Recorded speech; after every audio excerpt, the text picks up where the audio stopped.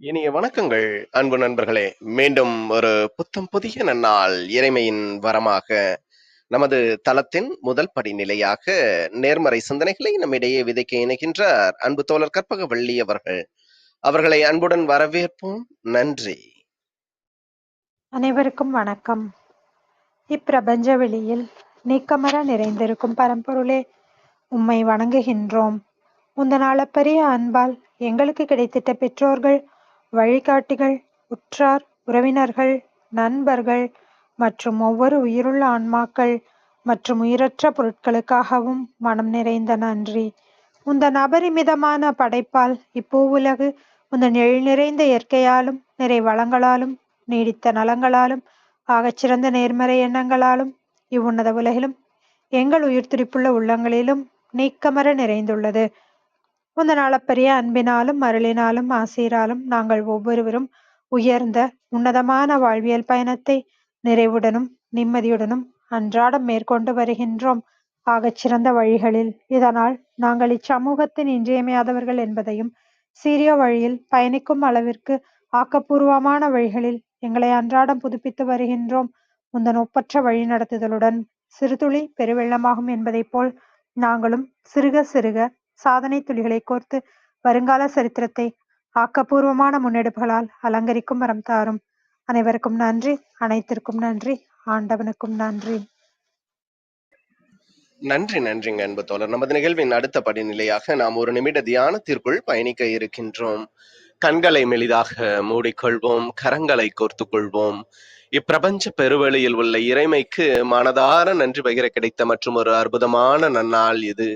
இப்பொழுது நாம் உச்சரிக்க இருக்கும் ஒவ்வொரு வார்த்தைகளுடன் நன்றி உணர்வினையும் கலந்து இறைமைக்கு சமர்ப்பிப்போம் அன்பின் காணிக்கையாய். இன்றெடுத்து அன்றாடம் அமுதூட்டி அன்பாகவும் கருணையாகவும் மாறிப்போன அன்பு தாய்க்கு மனம் நிறைந்த நன்றி. ஒவ்வொரு நாளையும் ஒவ்வொரு பொழுதையும் தமது உழைப்பாலும் தியாகத்தாலும் குடும்பத்தை நிறைத்து அறிவாகவும் ஆற்றலாகவும் மாறிப்போன அன்பு தந்தைக்கு மனம் நிறைந்த நன்றி. பரிசுத்தமான இயற்கையை பரிசளித்து சென்ற நம் முன்னோர்கள் ஒவ்வொருவருக்கும் மனம் நிறைந்த நன்றி. கற்பித்தல் என்னும் இனிய அனுபவங்கள் வாயிலாக அன்றாட பொழுதுகளை அர்த்தமுள்ளதாக்கும் ஆசிரிய பெருந்தகைகள் ஒவ்வொருவருக்கும் மனம் நிறைந்த நன்றி. பிரபஞ்ச பூ உலகினுள் பயணித்துக் கொண்டிருக்கும் பயணிக்க இருக்கின்ற ஒவ்வொரு உயிருள்ள ஆன்மாக்களுக்கும் மனம் நிறைந்த நன்றி.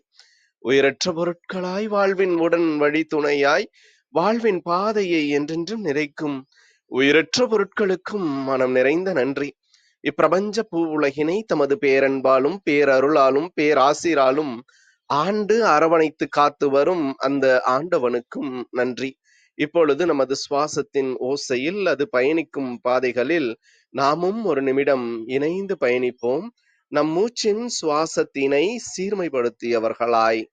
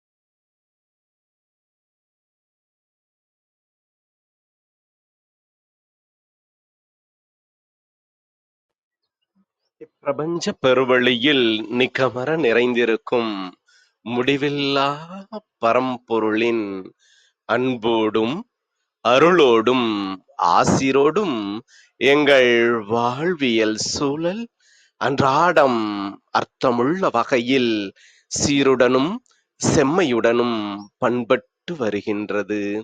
இதனால் இச்சமூகத்தின் சீரிய சிறந்த முன்மாதிரிகளாக நாங்கள் திகழ்வதோடு நில்லாமல் பல்வேறு சாதனைகளையும் அதன் வாயிலாக சரித்திரங்களையும் படைக்கும் அற்புத படைப்பாளிகளாக பரிணமிப்போம்.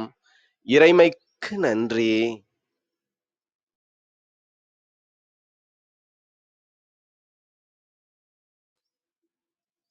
இனிய வணக்கங்கள் அன்பு நண்பர்களே. மீண்டும் ஒரு புத்தம் புதிய நன்னாள் இறைமையின் வரமாக நமது சரித்திரம் படைப்போம் தளத்தின் 539வது நாள் நிகழ்விற்கு உங்கள் ஒவ்வொருவரையும் அன்புடன் வரவேற்பதில் பெருமகிழ்வு கொள்கின்றோம் நாங்கள்.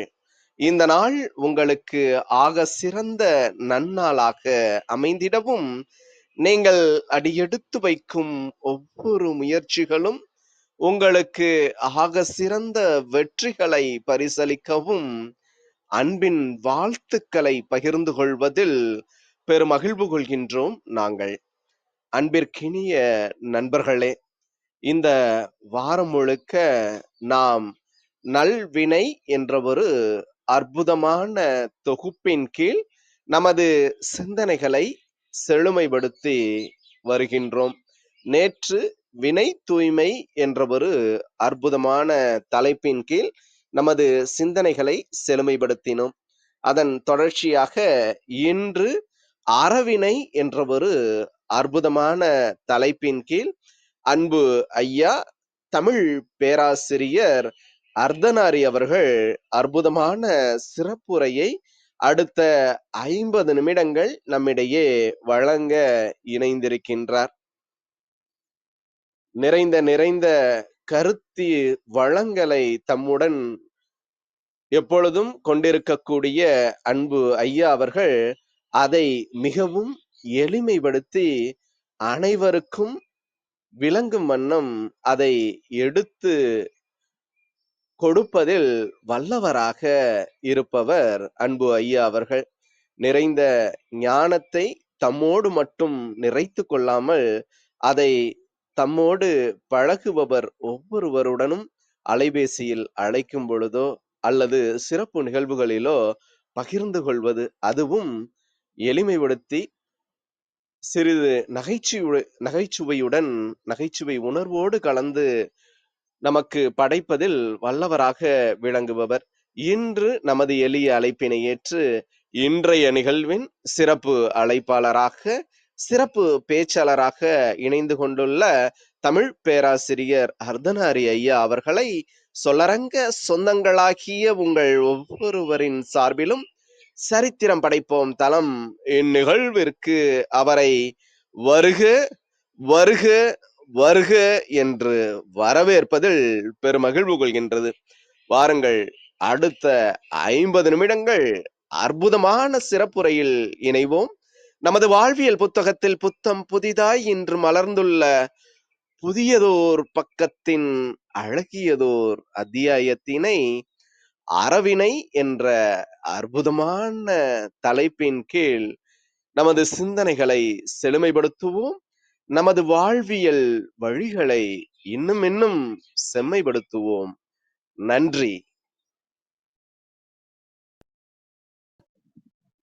எல்லோருக்கும் வணக்கம்.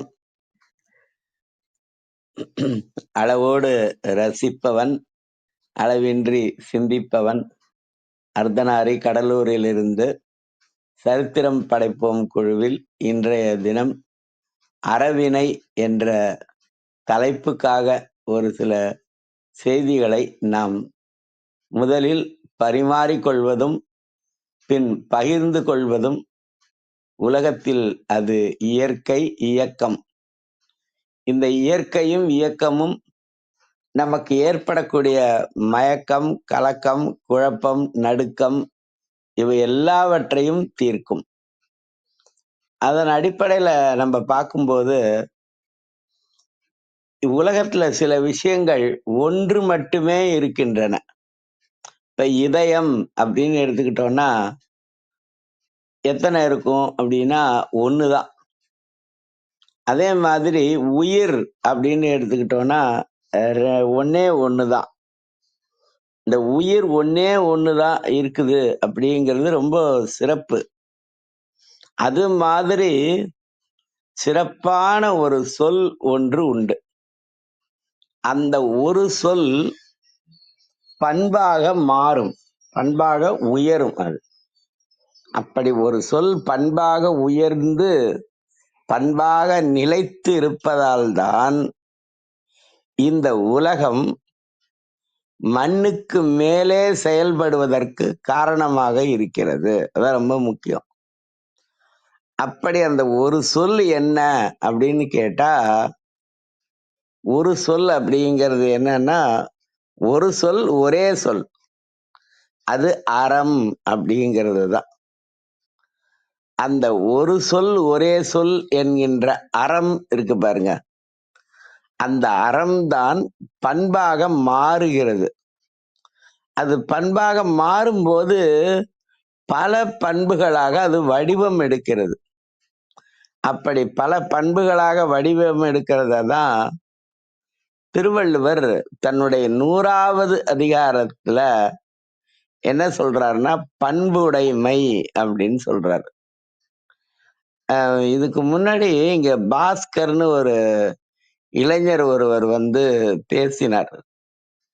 அவர் திருக்குறளை பத்தி நிறைய அற்புதமான சொற்றொடர்களை கொடுத்தார். அதெல்லாம் நினைவு வச்சுக்க முடியல, ஆனா ரொம்ப அற்புதமான சொற்றொடர்கள் இருந்தது. அதனால நம்ம என்னன்னா, எதை வேணாலும் படிக்கலாம், எதை வேணாலும் படிக்காம இருக்கலாம். ஆனா ஒரு மனிதனுக்கு இழப்பு அப்படிங்கிறது எப்ப ஏற்படும் அப்படின்னா, திருக்குறளை படிக்காமல் போனால் அதுதான் வாழ்க்கையில் மிகப்பெரிய இழப்பு. ஆனா அதே நேரத்துல ஒரு மனிதனுக்கு மிகப்பெரிய இருப்பு எது அப்படின்னு பார்த்தா, நூலே இல்லாமல், பக்கத்துல ஒரு ஆளும் இல்லாமல், நூலும் இல்லாமல் ஆளும் இல்லாமல் திருக்குறள் மனப்பாடமாக தெரிந்தால் அதுதான் மிகப்பெரிய இருப்பு அப்படிங்கிறது. இப்ப என்னன்னா, ஒரு 60 வயசு வரைக்கும் உழைப்பு அது இன்றியமையாததுங்க. ஆனா 60 வயது வரை உழைத்து ஈட்டிய பணத்தை சேமிப்பு, இந்த உழைப்பும் சேமிப்பும் இருந்தது அப்படின்னு சொன்னா, திரைப்பட பாடல் இருக்கும் இல்லையா, எப்படி உழைக்கணும் அப்படின்னு சொல்லும்போது சொல்லுவாங்க, ஓடி ஓடி உழைக்கணும் அப்படின்னுவாங்க. அப்படி ஓடி ஓடி உழைத்து சேமித்து விட்டால் இயலாத காலத்துல உட்கார்ந்தே சாப்பிடலாம். அது என்ன காரணம் அப்படின்னு சொன்னா, சேமிப்பு அப்படியே இருக்கும். ஆனா ஓடி ஓடி உழைக்கணும். அடுத்த வரி ஒண்ணு இருக்கும் பாருங்க, என்னது, ஊருக்கெல்லாம் கொடுக்கணும், அப்புறம் ஆடிப்பாடி நடக்கணும், அன்பை நாளும் வளர்க்கணும். எப்போதுமே அன்பை நாம் வளர்த்து கொண்டே இருக்க வேண்டும். ஏன் அன்பை வளர்க்க வேண்டும் அப்படின்னு கேட்டா, அறத்திலேயே மிகச் சிறந்த ஒன்று அன்பு அப்படிங்கிறது. எல்லா இந்த உலகத்துல குரு என்ற நிலையிலே வந்த எல்லோருமே அன்பை வலியுறுத்தி இருக்கிறார்கள். அதன் அடிப்படையில திருக்குறளிலும் கூட 8வது அதிகாரமாக இருப்பது எது அப்படின்னா, அன்புடைமை அப்படிங்கிறது. அறம் என்பது எங்கே தொடங்குகிறது அப்படின்னு சொன்னா, எங்கே நாம் அன்பு காட்ட தொடங்குகிறோமோ அங்கே அறம் தொடங்குகிறது. சரி, தொடக்கணும்னா ஒரு விஷயம் முடியணும் இல்லையா? அப்ப அறம் என்பது எங்கே முடிகிறது அப்படின்னு சொன்னா, தன்னை போல பிறரை நேசிக்கிற போது அங்கே அன்பு என்பது அடங்குகிறது. ஆக அன்பு தொடங்குகிற இடமும் அறம்தான். ஆக அன்பு அடங்குகிற இடமும் அறம்தான். ஆனா இந்த அன்புதான் எல்லா பண்புகளுக்கும் அடிப்படையாக இருக்கிறது. இதெல்லாம் நான் சொல்லலைங்க. என்னுடைய குருவாக இருக்கக்கூடிய வள்ளல் பெருமான் சொல்வாரு. என்ன சொல்வாருன்னா, நான் உரைத்த வார்த்தையெல்லாம் நாயகன் தன் வார்த்தைன்னுவாரு. அது மாதிரி நான் சொல்ற எல்லாமே திருக்குறள்ல இருந்து சொல்றதுதான். திருக்குறள்ல சான்றாண்மை அப்படின்னு ஒரு அதிகாரம் இருக்கு. அந்த சான்றாண்மையில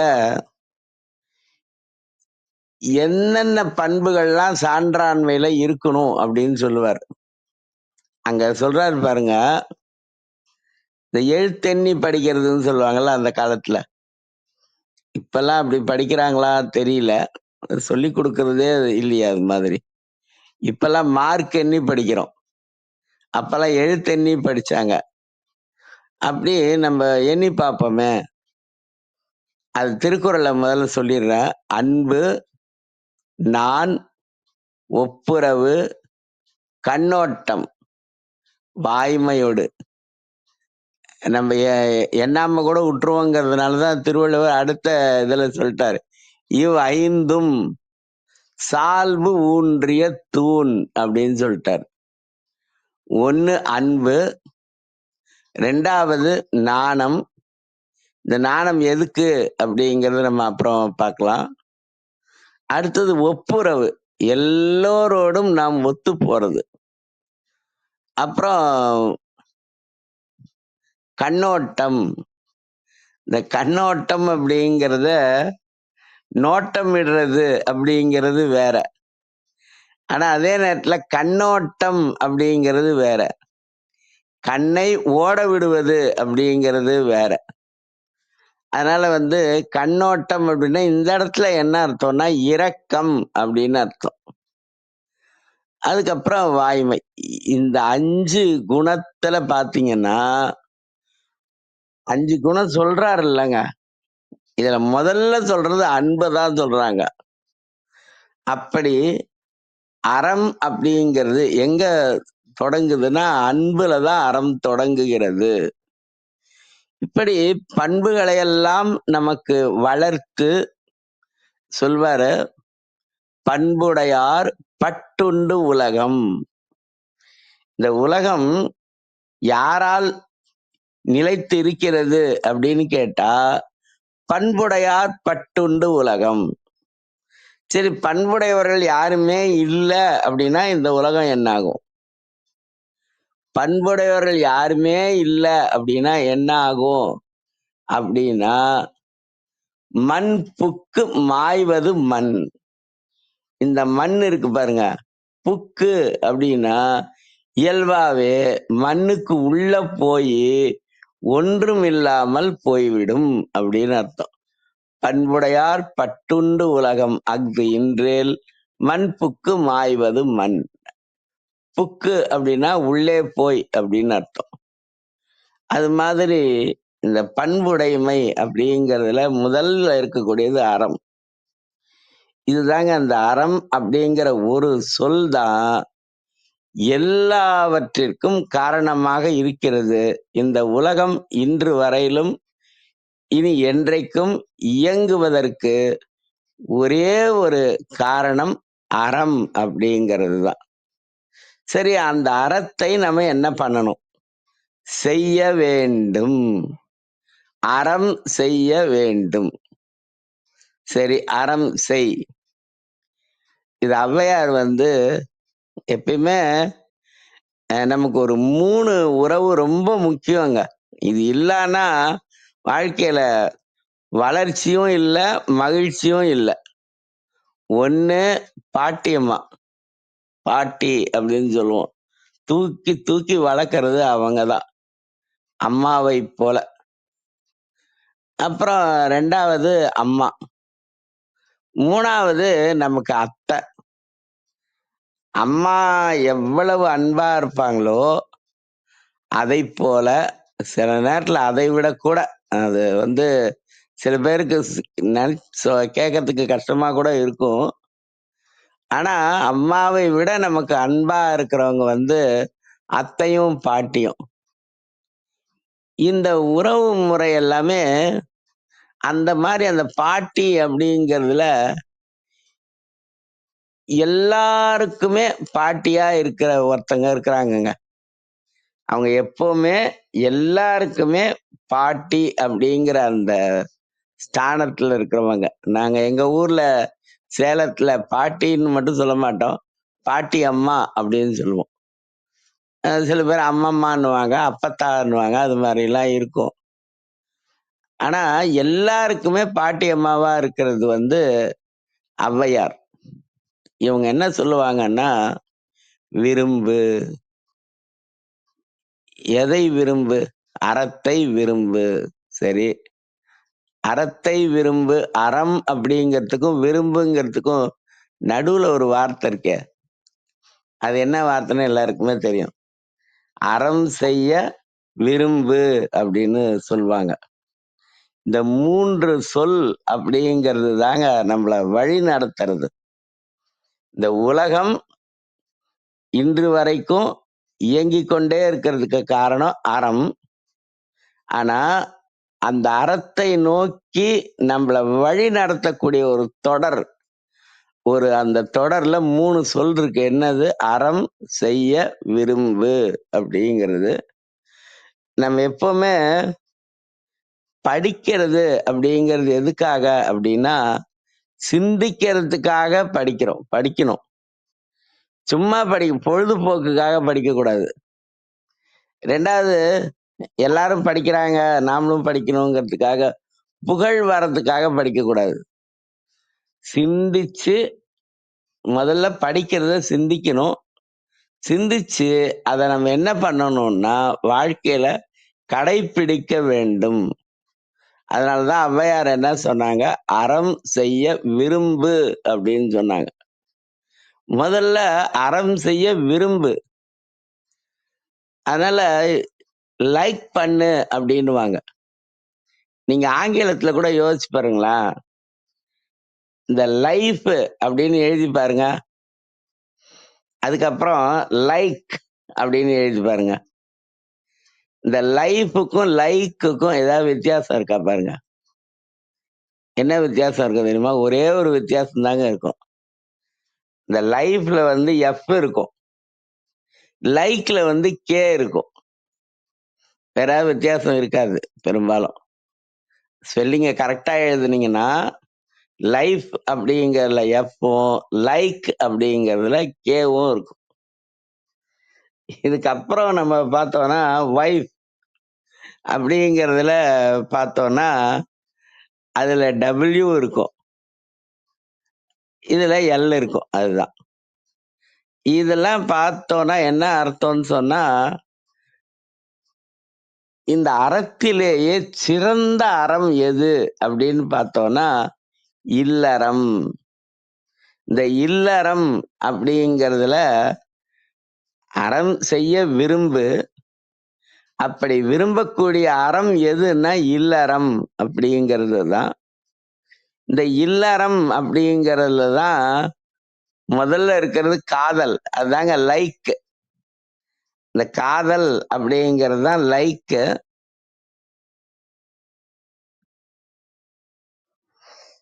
அப்ப இந்த லைக் பண்ணும்போது காதலன் காதலி திருமணம் பண்ணிக்கிட்டாங்கன்னா அவங்க ஒய்ஃப் அப்படின்னு ஆயிடுவாங்க. அப்ப லைஃப் அப்படிங்கிறது லைக்குக்கும் ஒய்ஃபுக்கும் நடுவுல இருக்கிறது தாங்க லைஃப் அப்படிங்கிறது. இந்த வாழ்க்கை அப்படிங்கிறது சிறந்ததா வரணும், சிறப்பான வாழ்க்கையா இருக்கணும் அப்படின்னு சொன்னா கண்டிப்பா இல்லறம் தான் சிறந்த வாழ்க்கை. அதனால நம்ம வந்து இல்லறத்தில் நாம் கண்டிப்பாக சிறப்பாக இருக்க வேண்டும் அப்படிங்கிறது தான். அதனாலதான் நம்ம திருக்குறள் புத்தகத்தை எடுத்து பார்த்தோம்னா முதல் அதிகாரமா இருக்கிறது கடவுள் வாழ்த்து, 2வது அதிகாரமா இருக்கிறது வான் சிறப்பு, 3வது அதிகாரமா இருக்கிறது நீத்தார் பெருமை அப்படிங்கிறது, 4வது அதிகாரம் தாங்க இன்னைக்கு நம்ம டாபிக். இன்னைக்கு நம்ம டாபிக் என்ன அப்படின்னு சொன்னா அரண் வலியுறுத்தல். அதுக்கப்புறம் 5வது அதிகாரமாக இருப்பது இல்வாழ்க்கை. இதுதான் இந்த இல்வாழ்க்கை தாங்க மிகச்சிறந்த அறம். எடுத்துக்கோங்க. ஒரு நிமிஷம் எடுத்துக்கிட்டு என்னங்க எண்ணி எத்தனை பேண்ட் எத்தனை ஷர்ட் சொல்லுங்க. ரைட். அது மாதிரி இந்த இல்லறம் அப்படிங்கிறது தான் மிகச்சிறந்த அறம். அப்ப அறத்தை செய், சரி, அறம் செய்ய விரும்பு. அப்படி விரும்புகிற போது எது சிறந்த அறம் அப்படின்னு கேட்டா இல்லறம் அப்படிங்கறதுதான் மிகச்சிறந்த அறம். இந்த இல்லறம் தான் மிகச்சிறந்த வாழ்க்கை. அதனாலதான் திருவள்ளுவரே என்ன பண்ணியிருக்காருன்னா இல்வாழ்க்கை அப்படிங்கிற ஒரு அதிகாரத்தை வச்சிருக்காரு. நம்ம நல்லா யோசிச்சு பார்த்தோம்னா இந்த திருக்குறள் எங்க தொடங்குதுன்னா இல்வாழ்க்கையில தாங்க தொடங்குது. மற்ற 4 அதிகாரம் இருக்கு பாருங்க. 1 கடவுள் வாழ்த்து, 2 வான் சிறப்பு. இது 2மே பொதுப்பாயிரம். 3வது இருக்கு பாருங்க நீத்தார் பெருமை, 4வது அரண் வலியுறுத்தல். இது 2ம் சிறப்பு பாயிரம். இந்த பாயிரம் அப்படிங்கிறது என்னன்னா இன்னைக்கு நம்ம பண்றோம்ல இன்ட்ரோடக்ஷன், அப்படி முன்னுரை எழுதுறோம் பாருங்க. அது மாதிரிதான் இந்த 4 அதிகாரமும் முதல் 2 அதிகாரம் பொதுவான முன்னுரை, அடுத்த 2 அதிகாரம் சிறப்பான முன்னுரை. ஆனா திருக்குறள் எங்க தொடங்குது அப்படின்னு சொன்னா திருக்குறள்ல நமக்கு முதல்ல இருக்கிற பால் தெரியும், அறத்துப்பால் அப்படிங்கிறது. அப்புறம் 2வது பொருட்பால், 3வது இன்பத்துப்பால். இதுல ஒரு விஷயம் என்னன்னா பால்ல தண்ணி இருக்கும், கண்டிப்பா தவிர்க்க முடியாது, அது உண்மை. ஆனா உயர்ந்த உண்மை என்னன்னா பாலே தண்ணியா தான் இருக்கும். பால்ல தண்ணி இருக்கும், ஆனா அதே நேரத்துல பாலே தண்ணியா தான் இருக்கும். அது மாதிரிதான் பார்த்தோம் அப்படின்னு சொன்னா வாழ்க்கை அப்படிங்கிறது இல்லறம் தான். ஆனா இல்லறம் தான் வாழ்க்கையே. ஏன் அப்படி சொல்றேன் அப்படின்னு சொன்னா நீங்க இல்வாழ்க்கை அப்படிங்கிற அதிகாரத்தை நீங்க எடுத்துக்கோங்க. ஆனா அத நான் சாட்ல அந்த 10 திருக்குறளையும் போட்டிருக்கணும். ஆனா இது இன்னைக்கு எனக்கு ஒரு திட்டமிடாத ஒரு நாள். திடீர்னு நான் எப்பவுமே ஞாயிற்றுக்கிழமையில பிரிட்டோ கிட்ட பேசுறது இயல்பு. அப்படி பேசும்போது அவர் சொன்னாரு, நீங்க செவ்வாய்க்கிழமை அன்னைக்கு நேத்திக்கு நல்வினை தொடங்குச்சு. அந்த எது நல்வினை அப்படின்னா, வினை அப்படின்னாலே செயல். அப்ப எது நல்வினை அப்படின்னா சரி 24 எடுத்துக்குங்க. சரி, எது நல்வினை அப்படின்னு சொன்னா அறத்தை செய்வதுதான் நல்வினை. அறம் அல்லாத செயல் எதுவாக இருந்தாலும் அதுக்கு பேர் ஒண்ணு எந்த விதமான பயனும் இல்லாத வினையா இருக்கும், அல்லது தீவினையா இருக்கும். தீயவை தீய பயத்தலால் தீயவை தீயினும் அஞ்சப்படும். அதுதான் தீவினையோட இயல்பு. ஆனா நல்வினை அப்படிங்கிறது என்னன்னா அறம், அந்த அறத்தை செய்வது. அறம் செய்வதற்கான நிலை எது அப்படின்னா அது இல்லறம் அப்படிங்கிறது தான். இந்த இல்லறம் அப்படிங்கிறதுல நமக்கு இருக்கக்கூடியது இல்வாழ்க்கை அப்படிங்கிற ஒரு விஷயம் இருக்கு பாருங்க. நான் இந்த தளத்திலேயே பல முறை சொல்லியிருக்கிற ஒரு விஷயத்தை தான் இன்னைக்கும் சொல்ல போறேன்.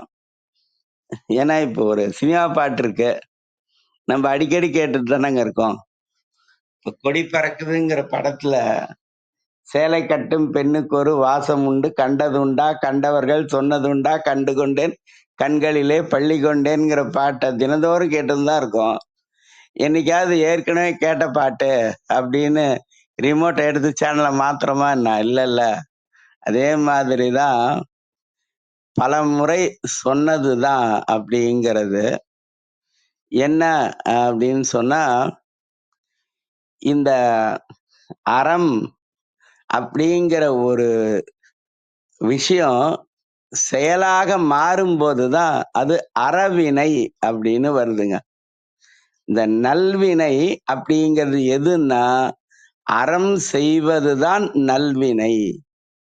அததான் ஔவையார் அறம் செய்ய விரும்புன்னு சொல்றாங்க. திருக்குறள்ல இல்வாழ்க்கை அப்படின்னு சொல்றாங்க. இந்த இல்வாழ்க்கை அப்படிங்கிறது தான் மிகச்சிறந்த அறம் அப்படிங்கிறது. இதுல இந்த 10 திருக்குறளையும் நம்ம சாட்ல போட இயலாம போச்சு. ஆனா நீங்க இப்பெல்லாம் ஒரு விஷயம் இருக்குங்க. இதயத்துல திருக்குறள் இல்லைன்னாலும், இல்லத்துல புத்தகம் இல்லைனாலும், எல்லார் கையிலயும் மொபைல் இருக்கும். மொபைல்ல நீங்க அந்த திருக்குறளை எடுத்துக்கலாம். இதயத்துல இல்லைனாலும் இணையத்துல கண்டிப்பா இருக்கும். அதன் அடிப்படையில பார்த்தோம்னா, இந்த இல்வாழ்க்கை அப்படிங்கிறதுல முதல் திருக்குறளா இருக்கிறத நீங்க எடுத்து பாருங்க. இல்வாழ்வான் என்பான். இந்த இல்வாழ்வான் என்பான் அப்படின்னு எல்லாமே ஆண்பாலா சொல்லியிருக்காங்களே ஏன் அப்படின்னு ஒரு கேள்வி உங்களுக்கு தோணும். ஏன்னா கேள்வி கேட்பவர்கள் தோல்வி அடைவதில்லை அப்படிங்கிற அடிப்படையில எப்பவுமே கேள்வி கேட்கலாம். நியாயமான கேள்வி வரவேற்கப்படும் அப்படிங்கிற அடிப்படையில நியாயமல்லாத கேள்வி கேட்கக்கூடாது. எங்க கல்லூரியில ஒரு பையன் இருந்தான். எந்த ப்ரொஃபஸர் போனாலும், ஐயா ஒரு சந்தேகம்னுவான். என்னடான்னா, ஐயா அந்த சுத்தம் சோறு போடும்னு ஒரு பழமொழி இருக்கே, அப்ப சாம்பார் யாரு ஊத்துவா அப்படின்னு கேட்பான். அதனால பதில் சொல்லவே முடியாது. அப்புறம் என்கிட்ட ஒரு நாள் சொன்னாங்க, இந்த மாதிரி இந்த பையன் கேட்கறான்னாங்க. அப்புறம் டைம் டேபிள்ல எனக்கு ஒரு அந்த கிளாஸை போடுங்கன்னு கேட்டேன். அந்த கிளாஸுக்கு போன உடனே அதே கேள்வி அந்த பையன் என்கிட்ட கேட்டான். சுத்தம் சோறு போடும்னா சாம்பார் யார் யா ஊத்துவாங்க அப்படின்னா. நான் சொன்னேன், நீ கண்டிப்பா ஒரு நல்ல ஹோட்டலுக்கு வேலைக்கு போவ. அப்படி அது எப்படி சொன்னேன்னா, கண்டிப்பா நீ ஒரு பெரிய பிளேயர் ஆயிடுவடா. என்ன பிளேயர் அப்படின்னா சப்ளையர். அப்போ உனக்கு தெரியும், சோறு போட்டு அப்புறம் சாம்பாரை கொண்டு ஊத்துவ. அப்ப தெரியும் சாம்பார் யார் ஊத்துவா அப்படின்னு. ஆனா அதே நேரத்துல இன்னொன்னு இருக்குடா, சாம்பார் சாதம்னு ஒண்ணு இருக்கு. அதை போட்டா சாம்பார் யாருமே ஊத்த வேண்டியது கிடையாது. அந்த மாதிரி சாம்பார் மாதிரி கேள்வி கேட்காதரான்னு சொன்னா, அதுக்கப்புறம் அவனுக்கு அவன் முடிக்கிற வரைக்கும் அவனுக்கு சாம்பார் அப்படின்னே பேரு வந்துச்சு. கேள்வி கேட்கறதுல நியாயமான ஒரு கேள்வியே கேட்கலாம். இந்த இல்வாழ்வான் என்பான் அப்படிங்கிற அந்த 10 திருக்குறளுமே ஆண்களுக்கு சொல்ற மாதிரி இருக்கும். ஆண்களை குறிப்பிட்டு அதே நேரத்துல ஆண்களை கூப்பிட்டு சொல்ற மாதிரி இருக்குங்க. அதுக்கு காரணம் என்ன அப்படின்னு சொன்னா, இந்த 10மே ஆண்களுக்கு தான். ஆனா அடுத்த அதிகாரம் ஒண்ணு இருக்குங்க. 6வது அதிகாரம் என்னன்னு பாத்தீங்கன்னா, அங்கதான் நலமே இருக்குது. இந்த கடிதம் எழுதும்போது, அப்பா அம்மாவுக்கு கடிதம் எழுதும்போது நலம் நலமறிய ஆவல்.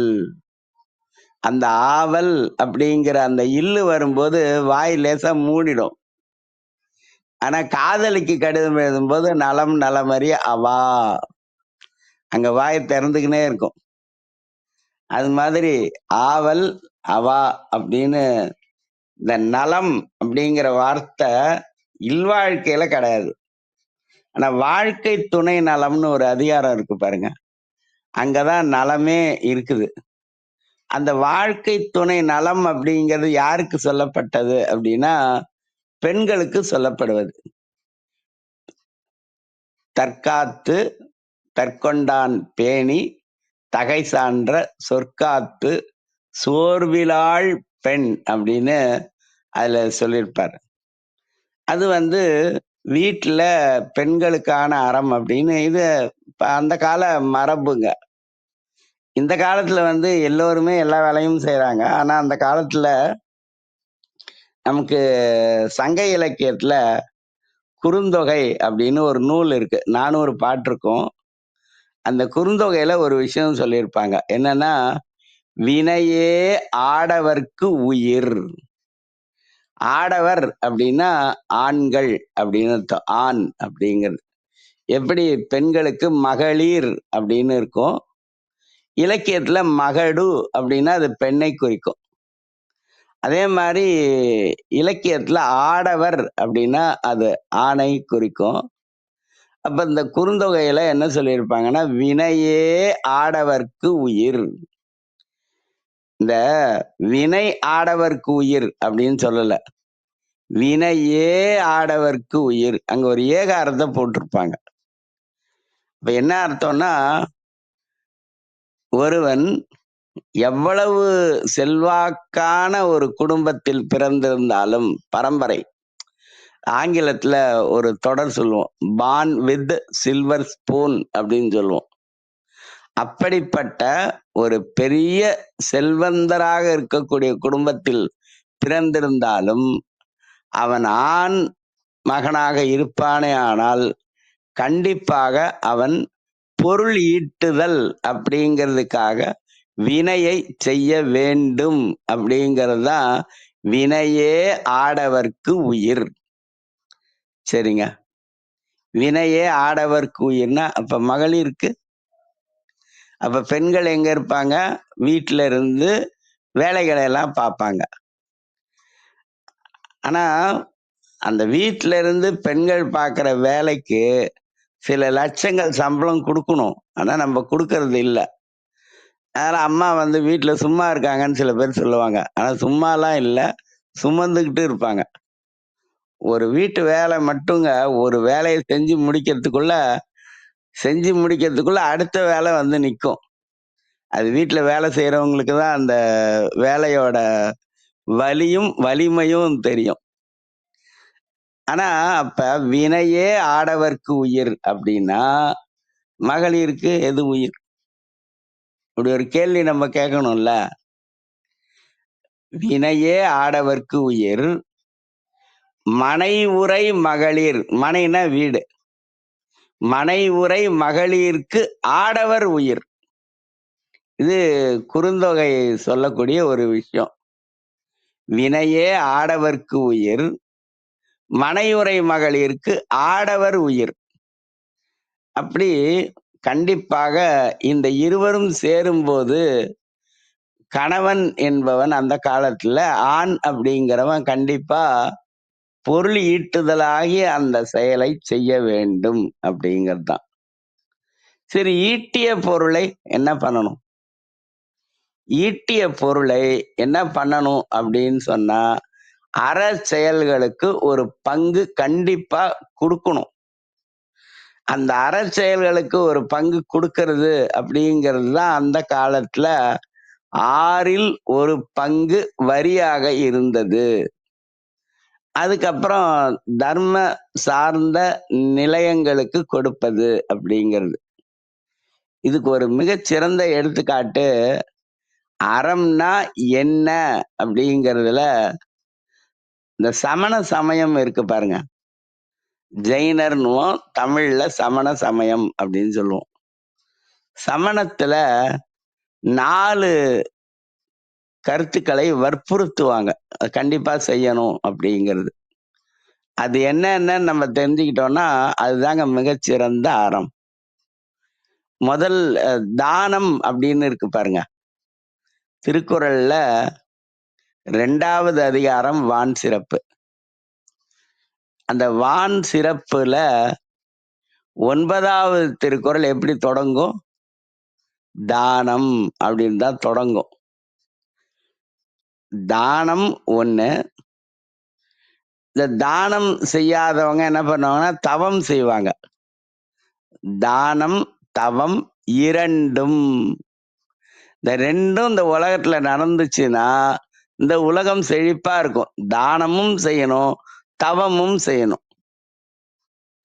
துறவிகள் தவம் செய்ய வேண்டும், அதாவது துறவரத்துல இருக்கிறவர்கள் தவம் செய்ய வேண்டும், இல்லறத்துல இருக்கிறவர்கள் தானம் செய்ய வேண்டும். ஒரு பழமொழிய நம்ம தவறான பொருள்ல பயன்படுத்திட்டு இருக்கோம்.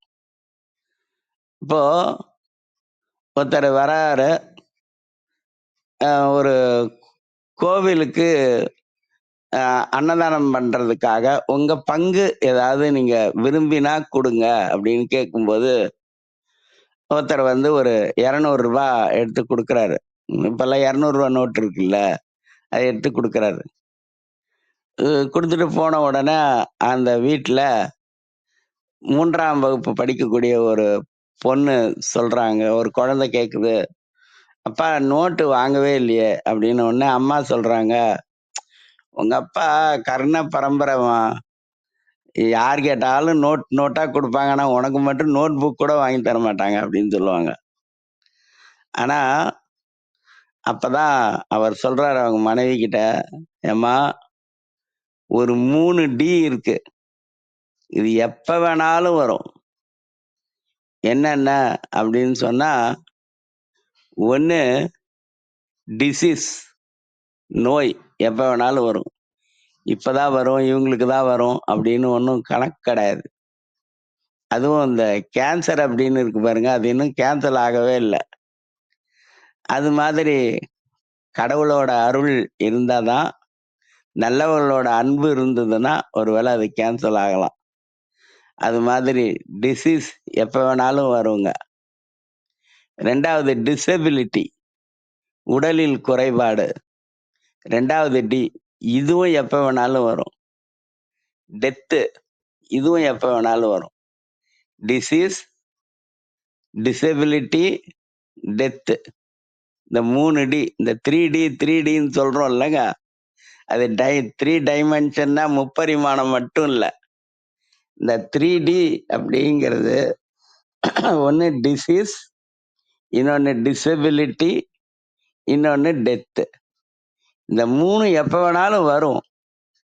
ஆனா இந்த வழி இல்லாதவர்களுடைய பசிய தீக்கிறோம் பாருங்க, அவங்களுக்கு இந்த 3ம் வராது, வந்தாலும் சீக்கிரமா வராது அப்படின்னு அவரு சொல்வாரு. அதனால என்னன்னு கேட்டீங்கன்னா, இந்த உலகத்துல நிம்மதி இல்லாதவர்கள் ஏராளமான பேர் இருக்காங்கங்க. அதுக்கான காரணம் என்ன? அதாவது இல்லாதவர்கள் பல பேர். இத கூட நான் சொல்லல, திருவள்ளுவர் சொல்லுவார். நீங்க திருக்குறள் எடுத்து பாருங்க. இலர் பலர் ஆகிய காரணம். இந்த உலகத்துல இல்லாதவங்க பல பேர். நம்ம அறிவு இல்லாதவங்க அப்படின்னு கேட்டா அது கூட நிறைய பேர் அப்படின்னு சொல்லுவோம். இப்ப ஒருத்தர் நல்லா பள்ளிக்கூடத்துல சேர்க்கறாங்க, படிக்க வைக்கிறாங்க, செலவு பண்றாங்க. ஆனா அவனால படிக்கல. அப்படி படிக்காம வேலைக்கு போகாம மறுபடியும் பெற்றோர்களையே எதிர்பார்த்துட்டு இருந்தா என்ன சொல்லுவாங்கன்னா, அவனுக்கு அறிவு இல்லைன்னு சொல்ல மாட்டாங்க, புத்தி இல்லைன்னுவாங்க. புத்தி தாங்க ரொம்ப முக்கியம். அதன் அடிப்படையில பார்க்கும்போது இந்த புத்தியில நம்ம அறம் செய்ய வேண்டும், தானம் செய்ய வேண்டும் அப்படிங்கிறது பதிஞ்சிருக்கும். நம்ம ஒரு பழமொழியை தப்பான அர்த்தத்துல பயன்படுத்திக்கிட்டே இருக்கோம். அப்படி அவர் ஒரு 200 ரூபாய் எடுத்து கொடுத்தாருல்ல, கொடுத்துட்டு 3 டீலாம் சொன்னோன்னே அவங்க மனைவி சொன்னாங்க, இந்த பாருங்க, இந்த மாதிரி லெக்சர் அடிக்கிற வேலையெல்லாம் உங்க கிளாஸ்ல போய் வச்சுக்குங்க. நம்ம பெரியவங்க என்ன தெரியுமா சொல்லியிருக்காங்க, தனக்கு மிஞ்சிதான் தானம் அப்படின்னு சொல்லியிருக்கிறாங்க.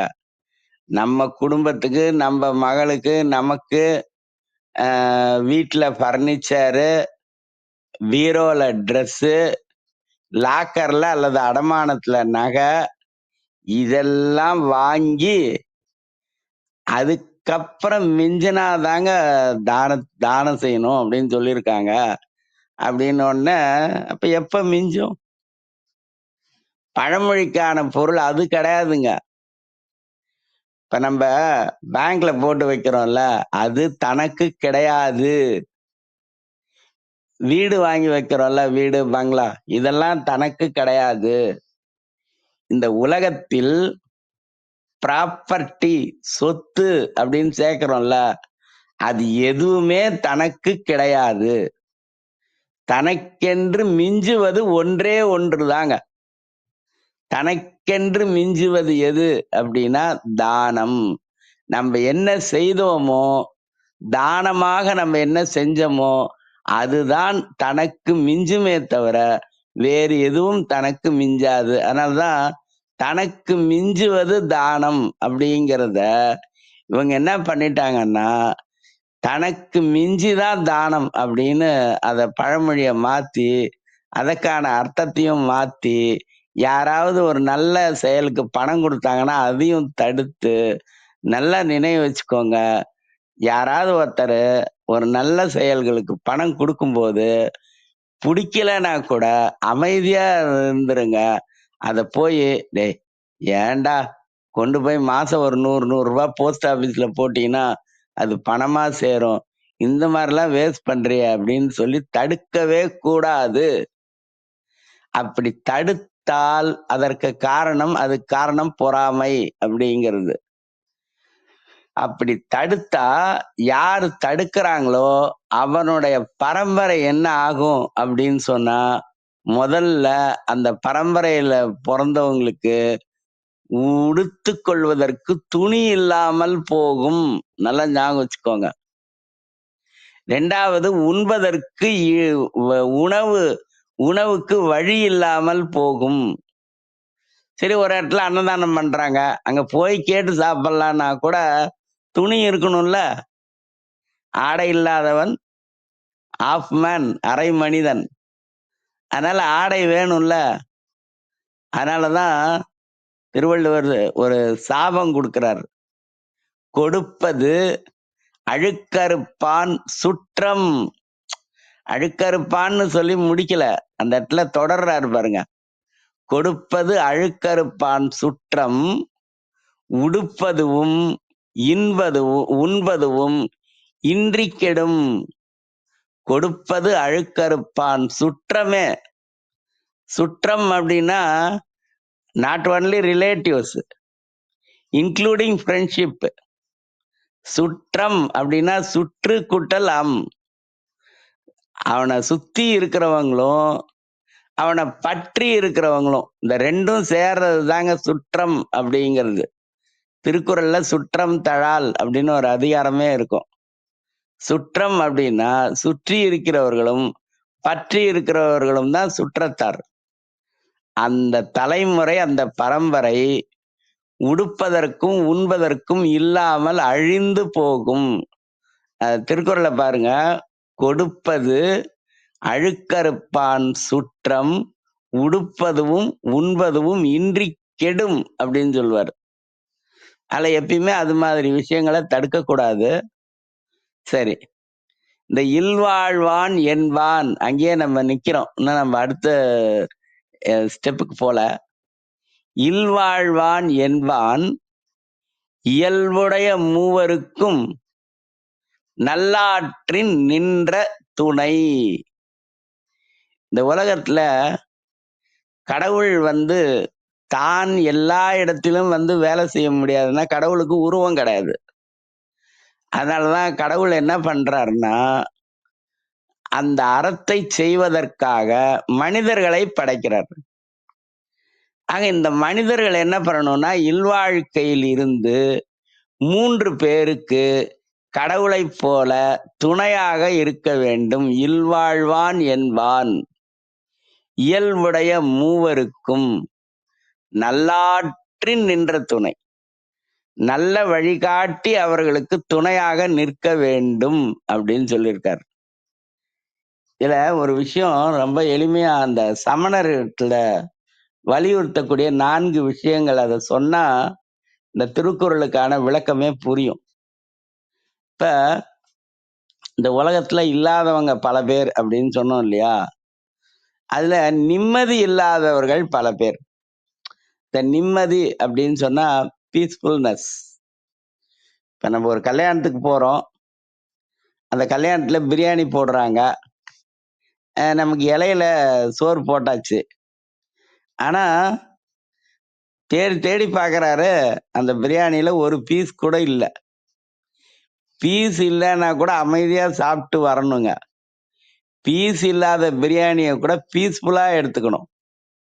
ஆனா அப்படி நிறைய பேர் எடுத்துக்கிறது இல்லை. இதுக்காகவே பெரிய சண்டை அடிதடி சண்டை வந்து கொலையில முடிஞ்ச நிகழ்ச்சியெல்லாம் கூட நம்ம பார்த்துருப்போம். கல்யாணத்துல பிரியாணியில பீஸ் இல்லாததால சண்டை வந்து கொலை நடந்ததெல்லாம் கூட நம்ம பார்த்துருப்போம்.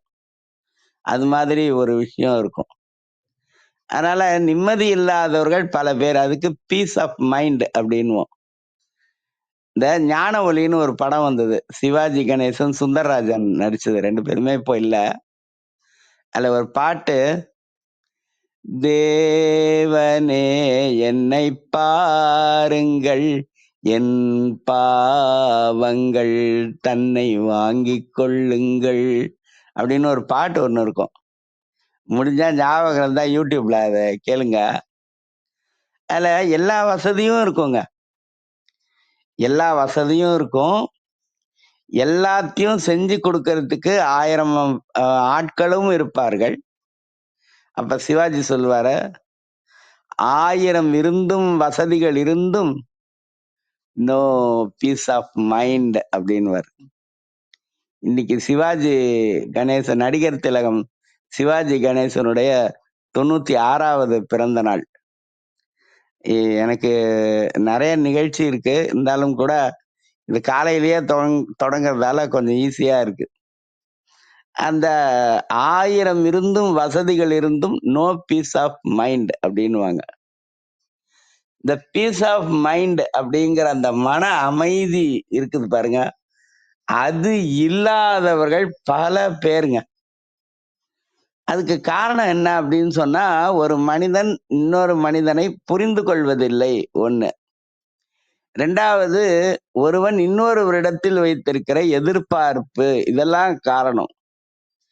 அப்படி நிம்மதி இல்லாதவர்கள் இருக்காங்க பாருங்க, அவங்களுக்கு முதலில் செய்ய வேண்டியது என்னன்னா, அடைக்கலம் கொடுத்தல்.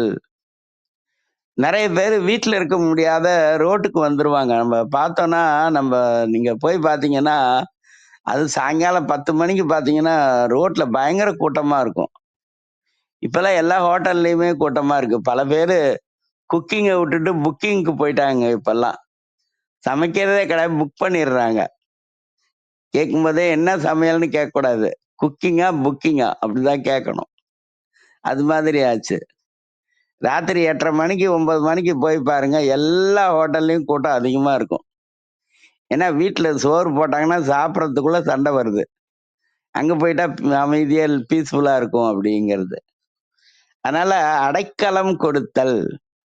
நிம்மதி இல்லாம வீட்டை விட்டு வெளியில வரவங்க எல்லாம் இருக்கிறாங்க பாருங்க, அவங்களுக்கு முதலில் அடைக்கலம் கொடுத்தல். இங்க தங்கிக்கோங்க, உங்க வீட்டுல இருந்த எந்த பிரச்சனையும் இங்க இருக்காது, இங்க உங்ககிட்ட யாரும் சண்டை போட மாட்டாங்க, அதனால நீங்க அமைதியா இருக்கலாம், நீங்க படிக்கணும்னா படிக்கலாம், நண்பர்கள்ட்ட பேசலாம், நண்பர்கள் உங்களை வந்து பார்க்கலாம் அப்படின்னு சொல்லி அவங்களுக்கு ஒரு ஆறுதலா ஒரு புகலிடத்தை கொடுக்க வேண்டும். அதுதான் அடைக்கல தானம் அப்படிங்கிறதுங்க. அது மாதிரி மன நிம்மதி இல்லாமல் அலைகிறவர்களுக்கு ஒரு அடைக்கலம் கொடுக்க வேண்டும். அதுக்கு பேரு அடைக்கல தானம் அப்படின்னு பேரு. அடைக்கலம் கொடுத்த உடனே அவங்களுடைய பசி தீரும்படியா அவங்களுக்கு உணவு கொடுக்கணும். அதுக்கு பேரு அன்னதானம் அப்படின்னு பேர். நான் முன்னமே சொல்லியிருக்கேன், எல்லோருக்கும் சோறு போட்டா அது அன்னதானம். ஆனா அடியார்களுக்கு உணவு கொடுத்தா அது அமுது அளித்தல் அப்படின்னு பேரு. ஸ்கிரீன் ஆஃப் ஆச்சு, அது ஒரு நிமிஷம் இருங்க.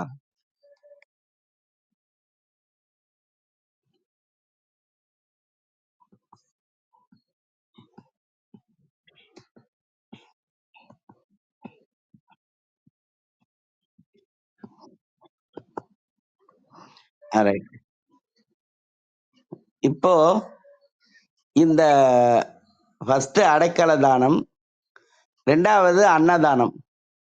இந்த அன்னதானம் முடிஞ்சு சாப்பிட்டுட்டு அமைதியா இருக்கும்போது தான் ஔஷத தானம்.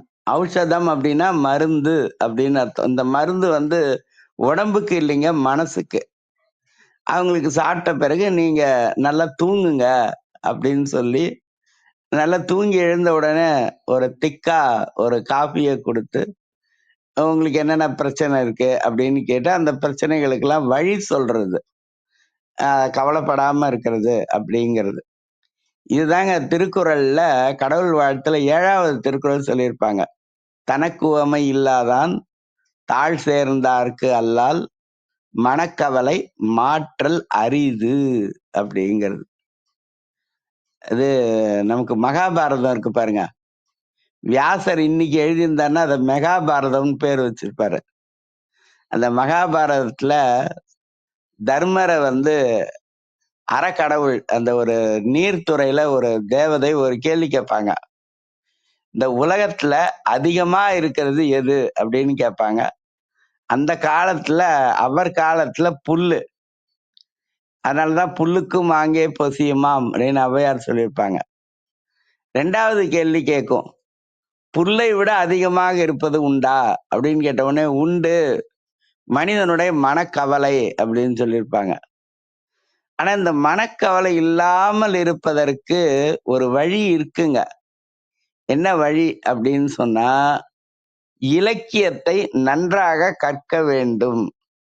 நான் எப்பவுமே ஏதாவது ஒரு செய்யுள் படிச்சுக்கிட்டே இருப்பேன், அல்லது ஒரு செய்யுளை நினைச்சுக்கிட்டே இருப்பேன்.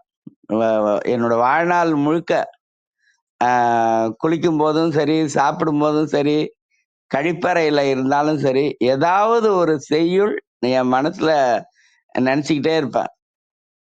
அப்படி இருக்கும்போது வாழ்க்கையே மகிழ்ச்சியா இருக்கும், கவலையே இருக்காது நமக்கு. ஏன்னா இந்த தமிழ் இருக்கு பாருங்க, அந்த தமிழ் நம்முடைய எல்லா பிரச்சனைகளையும் கண்டிப்பா தீர்க்கும். நமக்கு ஒரு நோயே வந்தா கூட அந்த நோயை தமிழ் கண்டிப்பா தீர்த்துரும். அது அனுபவத்துல தான் தெரியும். அதனால ஔஷத தானம் அவங்களுக்கு இதுக்கு முன்னாடி இந்த மகாபாரதத்துல மனக்கவலைன்னு சொல்லியிருப்பாங்கல்ல, தனக்குவமை இல்லாதான் தாழ் சேர்ந்தார்க்கு அல்லால் மனக்கவலை மாற்றல் அரிது. அதனால இலக்கியத்தை நிறைய படிக்கணும், படித்தவர்களோடு பகிர்ந்து கொள்ள வேண்டும். இது மாதிரி படித்து சிந்தித்து பேசுறவங்க இருக்காங்க பாருங்க, அந்த கூட்டத்துல நம்ம போய் கலந்துக்கணும், தனியா இருக்கக்கூடாது. கேட்கறது கூட்டத்துல கேட்கணும், சிந்திக்கிறது தான் தனியா சிந்திக்கணும். அது மாதிரி இலக்கியங்களை எல்லாம் அவங்களுக்கு எடுத்து எளிமையா சொல்லி அவர்களுடைய மனதுக்கு ஆறுதலை ஃபர்ஸ்ட் கொடுக்கணும். அடுத்தது 4வதா ஒண்ணு இருக்குங்க, அதுதான் சாஸ்திர தானம். சாஸ்திரம்னா கல்வி அப்படின்னு அர்த்தம். நம்ம ஏதோ சாஸ்திரம்னா வீட்டுல நடக்கூடிய சடங்கு சம்பிரதாயம் அப்படிங்கிற அர்த்தத்துல எடுத்துக்கிறோம். சாஸ்திரம் அப்படின்னா கல்வி அப்படின்னு அர்த்தம். அதுக்கு பிறகு அவங்களுடைய சூழ்நிலையை புரிஞ்சுக்கிட்டு அவங்கள எஜுகேட் பண்ணணும். இந்த 4ம் தாங்க தானம். ஒண்ணு அடைக்கல தானம், 2வது அன்னதானம், 3வது ஔஷத தானம்னா ஆறுதல், 4வது சாஸ்திர தானம். நமக்கு இது மாதிரி நிம்மதியற்ற நிலை ஏன் வந்தது அப்படிங்கிறதுக்கான கல்வி, எஜுகேஷன் அதையும் அவங்களுக்கு கொடுக்கணுங்க. கஞ்சி குடிப்பதற்கிலார், குடிக்கிறதுக்கு கஞ்சி இல்ல அப்படிங்கிறது கொடுமைதான். ஆனா அதை விட ஒரு கொடுமை ஒண்ணு இருக்குங்க, அதன் காரணம் என்னவென்றும் அறிகிறார். இப்ப நம்ம பட்னியா இருக்கிறோமே, இதுக்கான காரணம் என்னங்கிறது கூட பல பேருக்கு தெரியல. இதுதான் அறியாமை, இங்கிலீஷ்ல இக்னோரன்ஸ் அப்படின்னு சொல்றோம். The reason of poverty is ignorance. அறியாமை. அந்த ஏழ்மைக்கு, எளிமை வேற ஏழ்மை வேற. இந்த ஏழ்மைக்கு காரணமா இருக்கிறது அறியாமை அப்படிங்கிறதுனால அவங்களுக்கு அந்த எஜுகேஷனை கொடுக்கணும் அப்படிங்கிறது தான் இந்த 4 விதமான தானம். என்னென்ன அப்படின்னு சொன்னா மறுபடியும் சொல்லிடுறேன். 1 அடைக்கல தானம், 2 அன்னதானம், 3 ஔஷத தானம், 4 சாஸ்திர தானம். இந்த 4ஐயும் கொடுத்தா அதுக்கு பேர் தான் தானம் அப்படிங்கிறதுங்க. தானம் தவம் 2ம் அப்படின்னு சொல்லியிருப்பாங்க. ஆனா அறம் அப்படிங்கிறதுல தானம் பத்தி பேசுறதுக்கு மட்டும்தான் இன்னைக்கு நேரம் இருக்கு. ஏன்னா தவம் அப்படிங்கிற பொசிஷனுக்கு போனோம்னா அது இன்னும் கொஞ்சம் நேரம் ஆயிடும். ஏன்னா இப்பவே கிட்டத்தட்ட மணி 6:56 ஆயிருக்கும் அப்படின்னு நினைக்கிறேன். அதுல இருக்கிற 4 நிமிஷத்துல தவம் பத்தி சொல்ல முடியாது. அதனால அப்படி நம்ம பார்த்தோம்னா அந்த தானம் அப்படிங்கிறத செய்வதற்கு உண்டான வழிகளை நாம் வகுத்தால் அதுதான் மிகப்பெரிய அறம். இடம் இருந்தா இடம் கொடுக்கலாம், இடம் இல்லைன்னா பணம் கொடுக்கலாம், இடமும் இல்லை பணமும் இல்லை அப்படின்னா அங்க போய் சேவை செய்யலாம். அது மாதிரியான செயல்பாடுகளில் நமக்காக கடவுள் கொடுக்கப்பட்ட நேரம், கடவுள் எல்லாருக்கும் 24 மணி நேரத்தை கொடுத்திருக்காரு. அப்படி இருக்கக்கூடிய நேரத்துல அது மாதிரியான பொது இடங்களில் போய் நம்மால் முடிந்த சேவைகளை செய்தால் அதுவும் மிகச்சிறந்த அறம் அப்படின்னு தான். இந்த அறவினை அப்படிங்கிற ஒரு தலைப்பு எனக்கு எங்க இருந்து தோணுச்சு அப்படின்னு சொன்னா, நான் எப்போதுமே திருக்குறளை மனப்பாடமா சொல்லிக்கிட்டே இருக்கிறது ஒரு பழக்கம். நான் செய்யுள் சொல்லிக்கிட்டே இருப்பேன்னு சொன்னேன் இல்லையா, அப்படி செய்யுள் சொல்லிக்கிட்டே இருப்பேன். ஆனா ஃபர்ஸ்ட் பிரிட்டோ கிட்ட 7 ஒரு நிமிஷம்.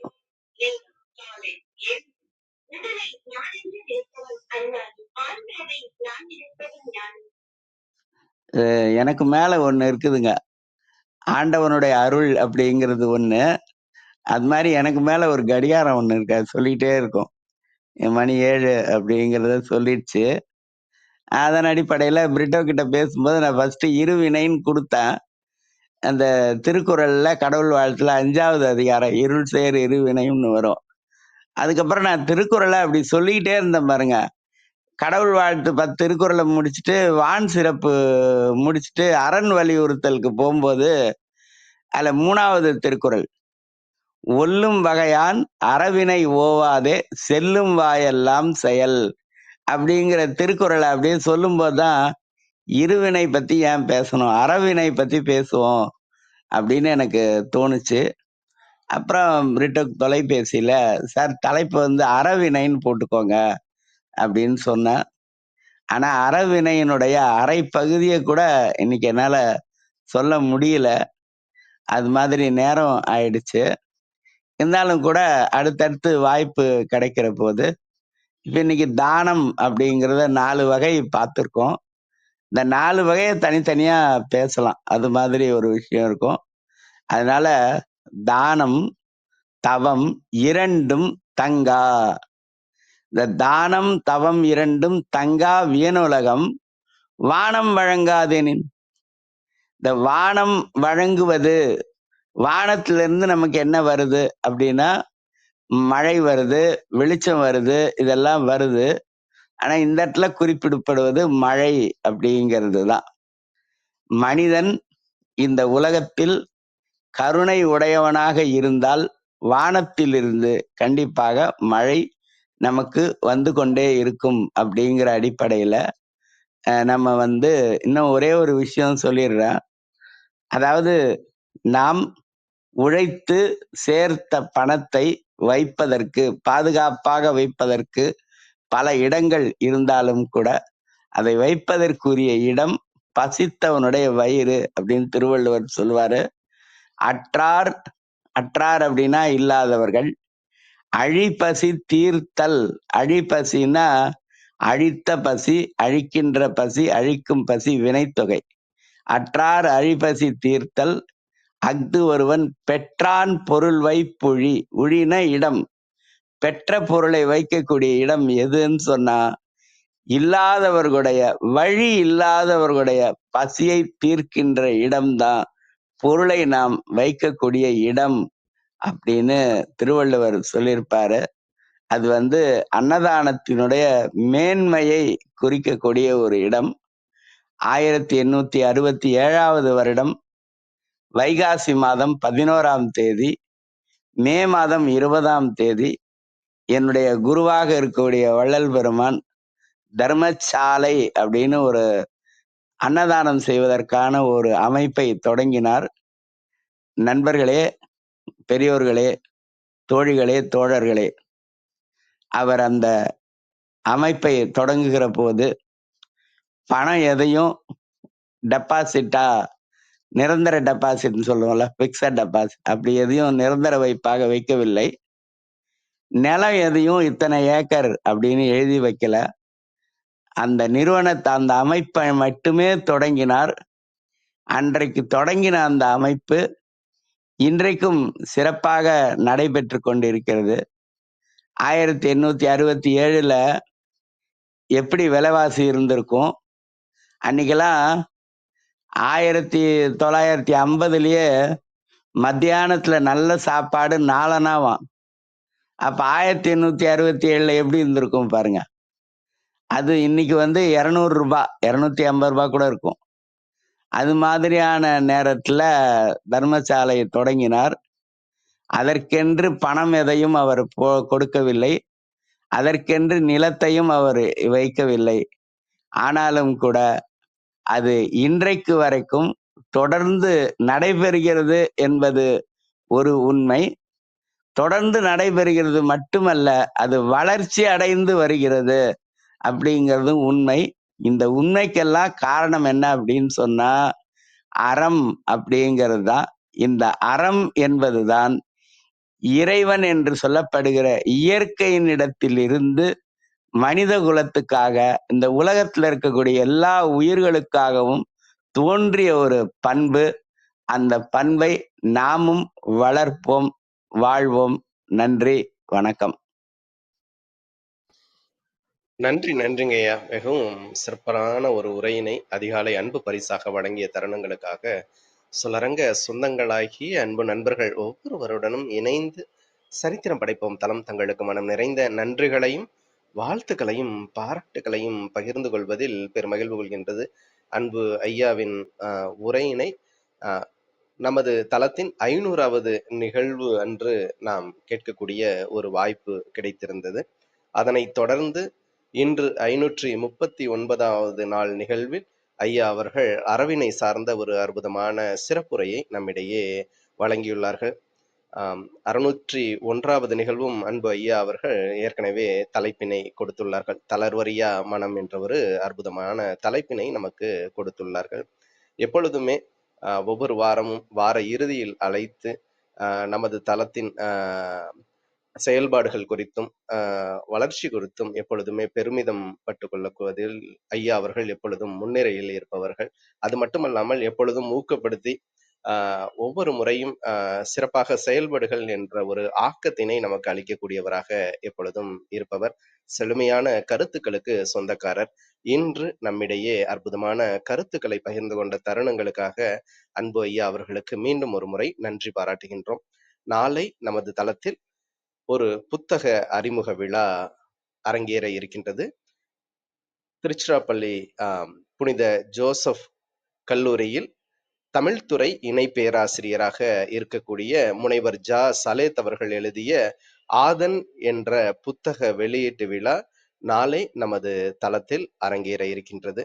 சான்றோர் பெருமக்கள் அனைவரும் இந்நிகழ்வில் பங்கேற்று அந்த நூலின் மதிப்புரை மற்றும் வாழ்த்துரையை கேட்க அன்புடன் அழைக்கின்றோம். இப்பொழுது நிகழ்வின் நெறியாளுமையை தொடரவும் முதன்மை கருத்தினை வழங்கிடவும் அன்பு தோழர் கற்பகவள்ளி அவர்களை அன்புடன் அழைக்கின்றோம். நன்றி.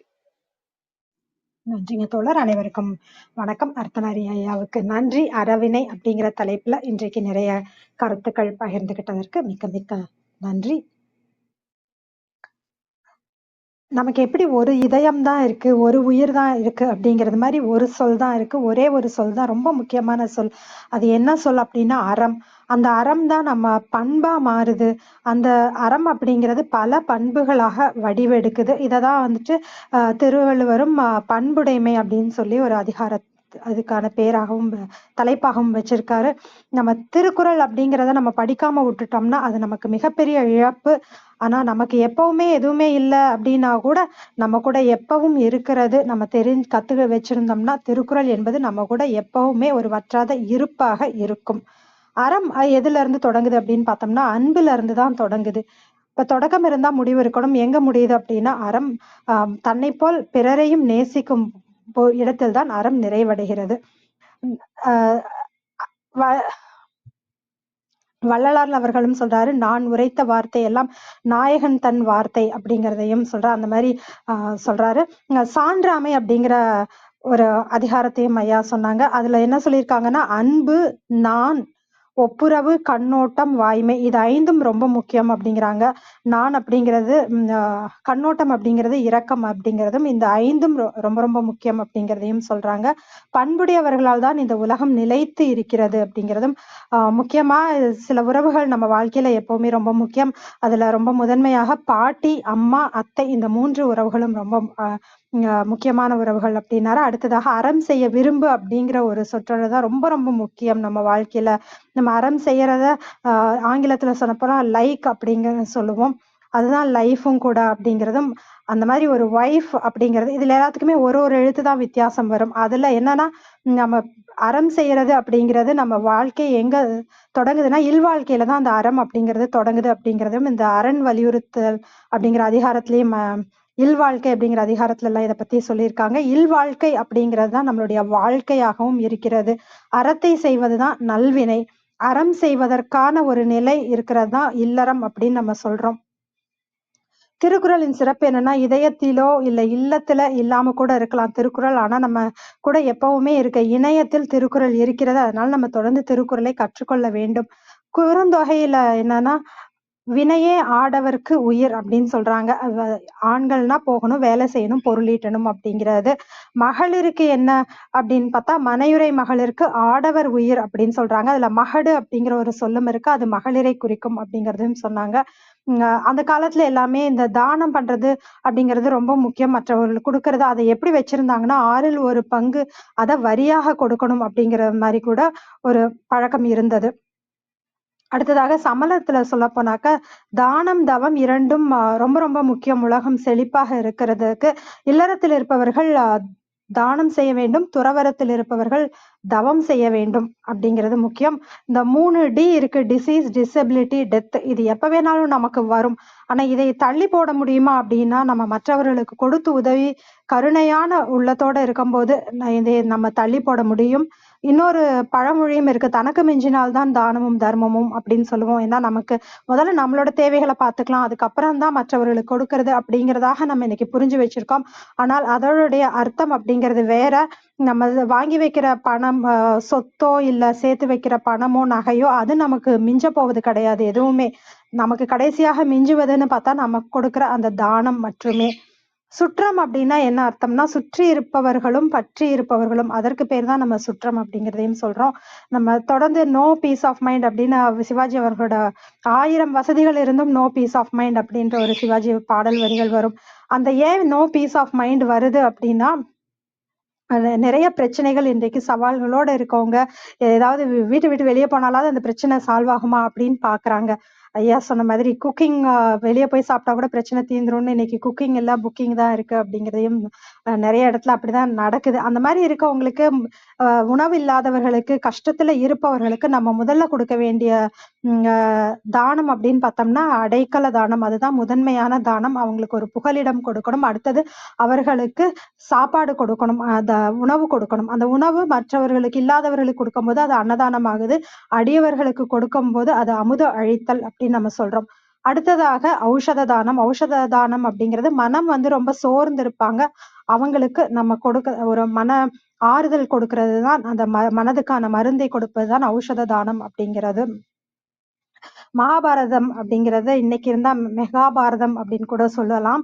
அதுல சொல்றது என்னன்னா புல்லை காட்டிலும் அதிகமாக இருப்பதே மனக்கவலை அப்படின்றது அதிகமாக இருக்கிறது.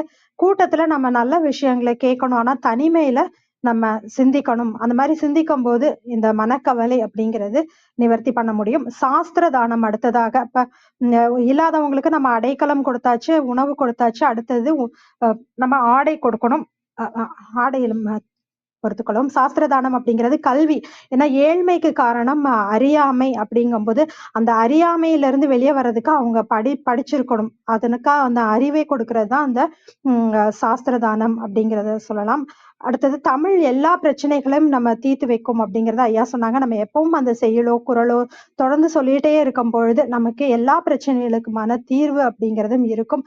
நம்ம பொருளை வைப்பதற்கான இடம் அப்படிங்கிறது ஒரு பேங்க்ல வைக்கிறது கிடையாது. அது இல்லாதவர்களுக்கு, அந்த ஒரு பசிக்கு இல்லாதவர்களுக்கு கொடுப்பதுதான் நம்ம சேர்த்து வைக்கும் ஒரு இடம் அப்படிங்கறத சொன்னாங்க. இருவினை பத்தி பேசணும் அப்படின்னு நினைச்சேன். நான் அறவினை பத்தி நான் இன்னைக்கு பேசினேன் அப்படின்னு ஐயா சொன்னாங்க. அதுல முக்கியமா தானம் பத்தி பேசியிருக்கோம். இன்னும் நிறைய விஷயங்கள் இருக்கு. அது தொடர்ந்து வர நிகழ்வுகள்ல இன்னும் பகிர்ந்துக்கலாம் அப்படின்னு சொல்லியிருக்காரு ஐயா. மிக்க மிக்க நன்றிங்க ஐயா. இன்னும் வரும் நிகழ்வுகளில் பகிர்ந்துக்கணும்னு அன்போட கேட்டுக்கிறோம். நன்றிங்க ஐயா. விஜயகுமாரி அம்மா வணக்கம், நீங்க பேசலாம். நன்றிகள் அம்மா.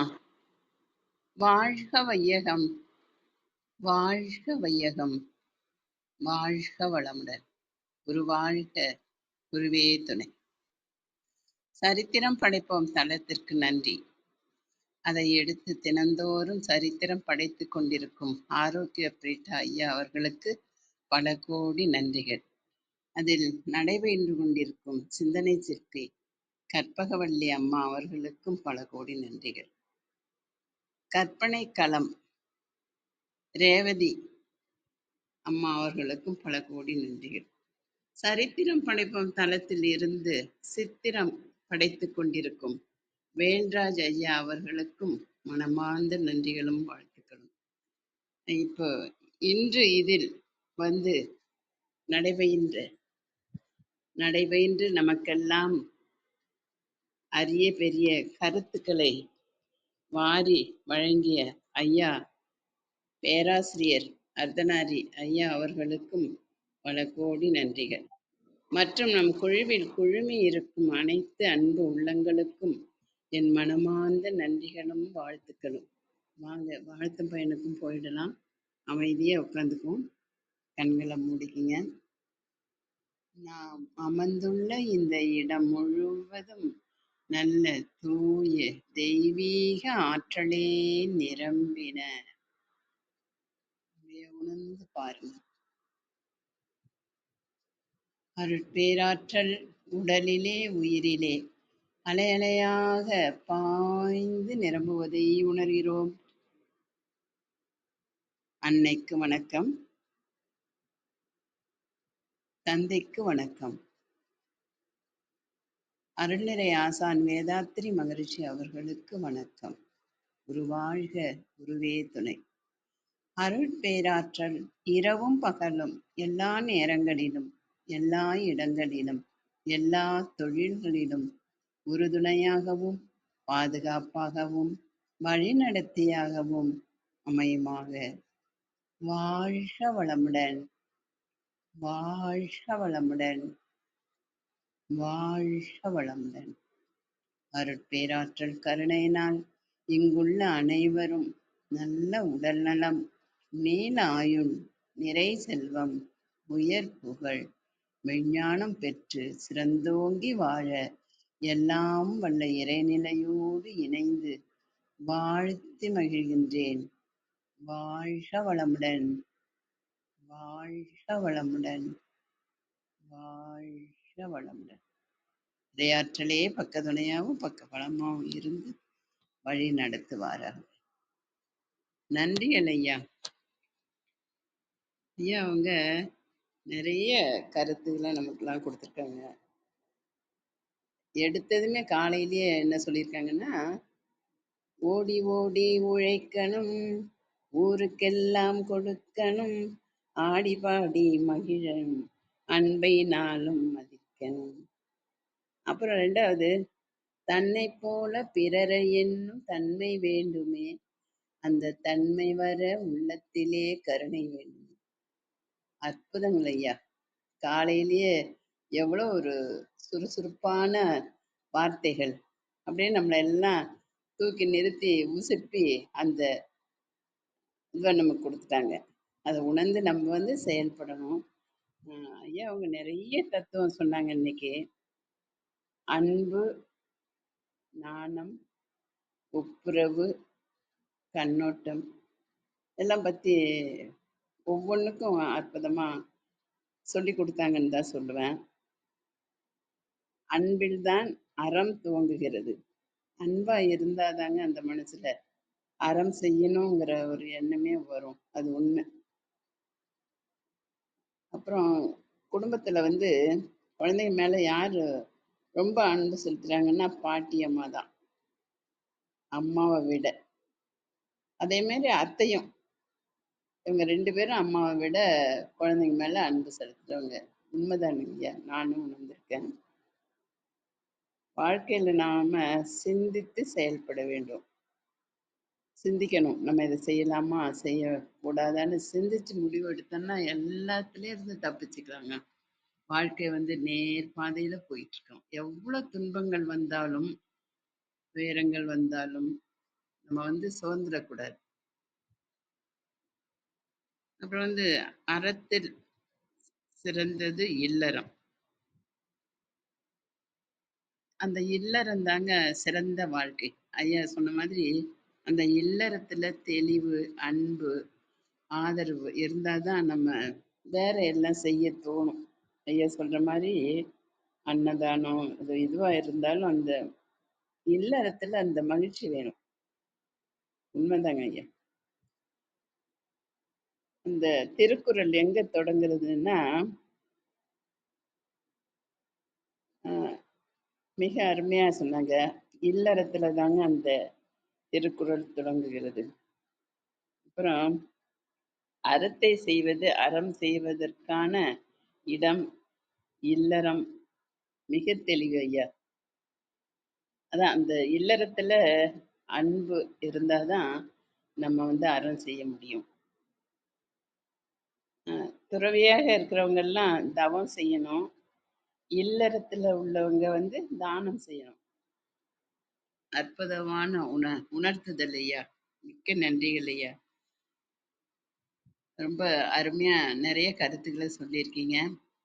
நம்ம வாழ்க்கைக்கு தேவையான கல்வி இது. இதை நம்ம எல்லாரும் எடுத்துக்குவோம், உணர்வோம். ஐயா அவங்க இப்படி வாரம் வாரம் வந்து இப்படி பல கருத்துக்களை நீங்க விதைக்கணும் அப்படின்னு நான் கேட்டுக்கிறேன்.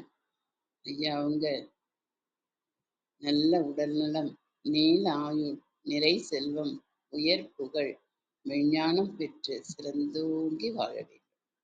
வாழ்க வளமுடன், வாழ்க வளமுடன், வாழ்க வளமுடன். நன்றிகள் ஐயா. நன்றிகள் அம்மா. அன்பான வாழ்த்துக்கும் கருத்துக்களுக்கும் மிக்க நன்றிங்க அம்மா. விந்தியா கௌரி அம்மா வணக்கம், நீங்க பேசலாம்.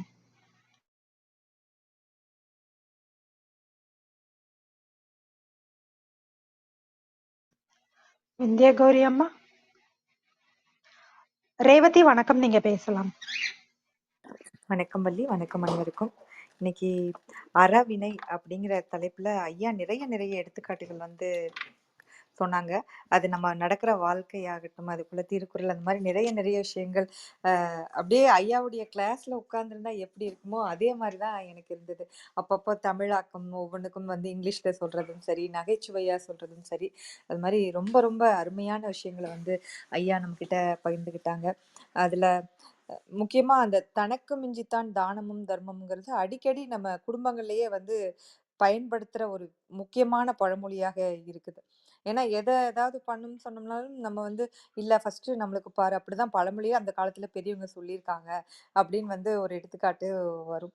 அதுக்குதான் ரொம்ப அழகா ஐயா வந்து அது உண்மையான பழமொழி வந்து எப்படி மருவி இப்படி மாத்தி அப்படியே அர்த்தத்தையே தப்பா போய் என்ன செய்யணுமோ தவமும் தானமும் தான் வந்து நம்மளுடைய அனைத்துக்கும் உண்டான ஒரே வழிங்கில அந்த தானத்தை வந்து கொடுக்கறதையே வந்து தடுக்கிற மாதிரி ஒரு பழமொழியா வச்சிருக்கோம். தனக்கு மிஞ்சுவது தானம் தான் அப்படின்னு சொல்லி ஐயா குறிப்பிட்டாங்க. அந்த பழமொழி அப்படிதான் அப்படின்னு சொல்லி சொன்னாங்க. அது போல தவம் பத்தியும் ஐயா சொன்னாங்க. அது இல்லறத்தார்களுக்கு வந்து வந்து தானம், அதே போல இவங்களுக்கு வந்து தவம், துறவிகளுக்கு அப்படின்னாங்க. அதுக்கப்புறம் ஐயா பேசினாவே நம்ம நிறைய விஷயங்கள் தெரிஞ்சுக்கலாம். இன்னைக்கு வந்து நம்மளுடைய எப்படி ஆடவர்களுக்கு தனியா, ஆண்களுக்கு தனியா, அதே போல மனைவி பெண்களுக்கு தனியா வந்து ஒரு அதிகாரம் இருக்கிறதே இன்னைக்கு ஐயா வந்து நம்மளுக்கு அறிமுகப்படுத்தியிருக்காங்க. நிச்சயமா நம்ம ஒவ்வொருவரும் அந்த அதிகாரத்துல என்னென்ன வந்து சொல்லியிருக்காங்க நம்ம திருவள்ளுவர் அப்படிங்கறத வந்து நம்ம நிச்சயமா பார்க்கணும். ஏன்னா நம்ம யார் சொன்னா அப்படிங்கிறது வந்து ரொம்ப ஒரு முக்கியமான விஷயம். ஏன்னா நம்மளுக்கு திருக்குறள் இருக்கிற ஒவ்வொரு விஷயமே சொல்லப்போனா ஒவ்வொரு எழுத்துக்குமே ஐயா கூட நிறைய விளக்கங்கள் கொடுக்கையில அந்த அப்படின்னு சொல்லியிருக்காங்க அப்படிங்கிறதும் சரி, வினைத்தொகை பயன்படுத்தியிருக்காங்க அப்படின்னு ஐயா ஒவ்வொரு எழுத்தா வந்து ஐயா விளக்கம் கொடுப்பாங்க. அது போல இன்னைக்கு நிறைய நிறைய விஷயங்கள் வந்து சொன்னாங்க. அதுலயே வந்து ஐயா கடைசியா நிறைவு பண்ணில சொன்னாங்க, நான் சொன்னது ரொம்ப ரொம்ப கம்மி தான், இன்னும் நிறைய விஷயங்கள் இருக்கு அப்படின்னு சொல்லிட்டு ஐயாவுடைய கேட்டுட்டே இருக்கலாம் போல இருந்தது. அதே போல கேட்கறது மட்டும் இல்லாம பல பல தெளிவும் நம்மளுக்கு கிடைச்சிருக்கும். இந்த இந்த விஷயமாகட்டும்,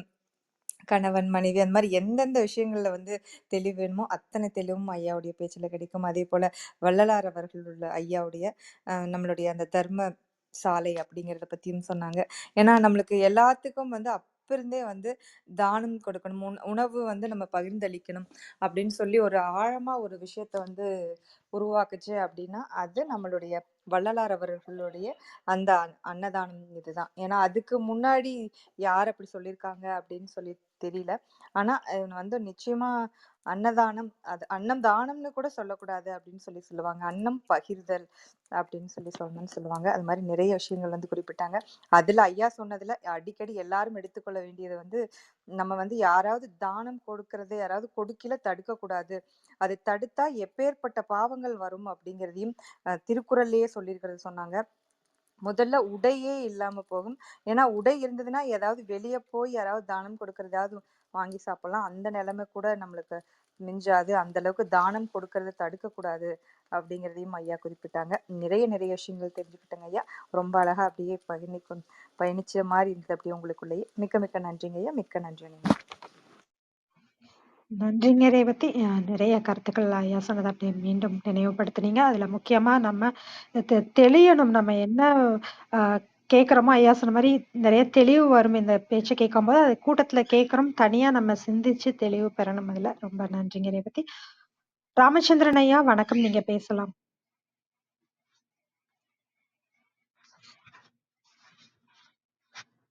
ராமச்சந்திரன் ஐயா. காசி ஆறுமுகம் வணக்கம், நீங்க பேசலாம்.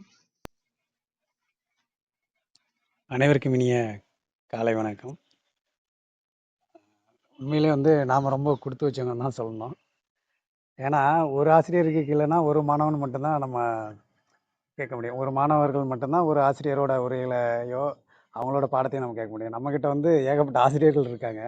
அவங்க மாணவர்களை விட நம்ம ரொம்ப கொடுத்து வச்சவங்கன்னு தான் சொல்லணும். நேற்று விந்தியகோரி அம்மாவோட உரையை கேட்டோம். இன்னைக்கு ஐயா அர்த்தனாரி ஐயா உரை. அதே மாதிரி இந்த தளத்துலேயும் வந்து பார்த்திங்கன்னா தலைமை ஆசிரியர்கள்னு எண்ணற்ற பேர் இருக்காங்க. இவங்களுடைய உரைகள் எல்லாமே நம்மளுக்கு ஒரு பாடமாக தான் நம்ம தினமும் கேட்டுட்டே வரோம். அப்போ என்னன்னா நம்ம வந்து நம்மளை மீறியே ஏதாவது ஒரு தவறு செய்யினா கூட இவங்க உரை நம்மளுக்கு வந்து காதில் வந்து விழுது. ஐயோ அன்னைக்கு நம்ம சரித்திரம் படைப்புல கேட்டோமே இது, அப்போ இது நம்ம இப்படி பண்ணக்கூடாது அப்படிங்கிறது ஒவ்வொரு நம்ம செயல்லையும் வந்து அந்த சிந்தனையை வந்து மேலோங்கி நிற்க செய்யுது. அதுவும் ஐயா இன்னைக்கு எடுத்துக்கிட்ட தலைப்பு அறவினை அப்படிங்கிறது. இன்னைக்கு அறத்தை பற்றி இவ்வளவுதான் சொல்ல முடிஞ்சது அப்படின்னாங்க. சொல்லப்போனால் நம்மளுடைய தமிழை பற்றி எப்படி நம்ம சொல்லிட்டே இருக்கோமோ அதே மாதிரி தமிழரோட அறத்தை பற்றியும் சொல்லணும்னா அது இன்னைக்கு அது எந்த காலமே முடியாது அப்படிங்கிற மாதிரி தான். அதனால தான் அறம் செய்ய விரும்பு அப்படிங்கிறத முதல்ல வச்சு ஔவையாரும் பாடியிருக்காங்க. அதுக்கப்புறம் வர்றது எல்லாமே வந்து துணை வினைகள் தான். அறம் தான் முக்கிய வினை, மற்றதெல்லாம் துணை வினைன்னு சொல்லுவாங்க அந்த இலக்கணத்தில். அதே மாதிரி அறம் வந்து நம்மளுக்கு வந்து முதன்மையான வினை, மற்ற வினைகள் எல்லாமே துணை வினை தான். அது எல்லாமே சேர்ந்தது தான் நம்ம அறம் அப்படின்னு சொல்லி நம்மளோட இதில் சொல்லிட்டு வரோம். ஐயாவோட இன்னைக்கு உரையை பற்றி எல்லாமே சொல்லிட்டாங்க. நல்ல அந்த தானம் அப்படிங்கிறது எந்த மாதிரி பண்ணணும், அது வந்து நம்ம தப்பாக இவ்வளோ நாளும் புரிஞ்சுக்கிறோம். தனக்கு மிஞ்சது தானமும் தர்மமும் அப்படின்ட்டு. அதுக்கு வந்து சரியான ஒரு உரை இன்னைக்கு தான் நான் கேட்டேன். நான் ஒவ்வொரு தடவையும் நான் யோசிப்பேன், எதுக்கு அந்த இதை சொன்னாங்க அப்படிங்கிறது தெரியல அப்படின்ட்டு. இன்னைக்கு அதுக்கான சரியான பொருள் இன்னைக்கு தெரிஞ்சுக்கிட்டோம். என்னதான் சொத்து சேர்த்து வச்சாலும் அது நமக்கு மிஞ்சாது. ஆனால் நம்ம இறப்பப்போ வரப்போகிறது நம்ம செஞ்ச அந்த தானமும் தர்மம் தான் கூட வரும் அப்படிங்கிறது தான் அதுக்கான அர்த்தம் அப்படிங்கிறது மிக சிறப்பாக இருந்துச்சு. ஐயாவோட உரை வந்து இன்னொரு நாளும் இந்த அறவினையை பற்றி தொடர்ந்தா சிறப்பாக இருக்கும்னு நினைக்கிறேன். மிக்க நன்றியா. ரொம்ப நாள் கழிச்சு உங்கள் உரையை கேட்குறோம். இன்னைக்கு வந்து ஒரு மிகச்சிறந்த பாடமாக இருந்தது. நன்றி. உங்கள் அன்பான வாழ்த்துக்கும் கருத்துக்களுக்கும் மிக்க நன்றி. ராமச்சந்திரன் ஐயா வணக்கம், நீங்க பேசலாம். அம்மா வணக்கம். சரித்திரம் படைப்போம் தளத்தின் அன்பு உறவுகள் அனைவருக்கும் இனிய காலை வணக்கம். ஐயா பேராசிரியர் ஐயா இன்று நல்வினை, அறவினை தொடர்பாக ஐயாவின் அற்புதமான இன்றைய உரை காலை பொழுதை மகிழ்ச்சிக்குள்ளாக்கியது. ஐயா மாணவர்களுக்கு பாடம் எடுப்பது போன்று எங்களுக்கெல்லாம் இன்று அற வாழ்க்கையை பற்றி ரொம்ப நினைவூட்டி எங்களை மீண்டும் ஒரு அந்த வாழ்க்கை வாழ்வதற்கு தூண்டியமைக்கு நன்றிகள் ஐயா. ஐயா இந்த நம்ம வாழ்கின்ற காலத்துல இந்த பிரச்சனைகளால் வாழ்க்கையில் அவதிப்படுகின்ற மக்களை நம்மால் இயன்ற அளவுக்கு அவர்களுக்கு தேவையை பூர்த்தி செய்து, முக்கியமாக அவர்களுடைய பசிப்பினி போக வேண்டும் என்று ஐயா வள்ளல் பெருமானார் உருவாக்கி வைத்து சென்ற அந்த பசிப்பினி ஆற்றக்கூடிய நிலையை நாம் வாழ்கின்ற இந்த சூழலில் நம்மால் இயன்றவரை செய்ய வேண்டும் என்பதை ஐயா சொன்னார். அதே போன்று பாரதியாருடைய பாடல்கள் நினைவு கூறுவது அன்னசத்திரம் ஆலயம், அன்னசத்திரம் 1000 வைத்தல், ஆலயம் 10,000 நாட்டல், பின்னருள்ள தருமங்கள் யாவும் பெயர் விளங்க ஒளிர நிறுத்தல், அன்னையாவினும் புண்ணியம் கோடி ஆங்கோர் ஏழைக்கு எழுத்தறிவித்தல் என்ற ஒரு அற்புதமான அந்த கல்வியை ஒருவனுக்கு கொடுத்தால் அவனை ஏழ்மை நிலையிலிருந்து நாம் காப்பாற்றி விடலாம் என்ற அந்த ஒரு கருத்தையும் ஐயா நமக்கு எடுத்துரைத்தார்கள்.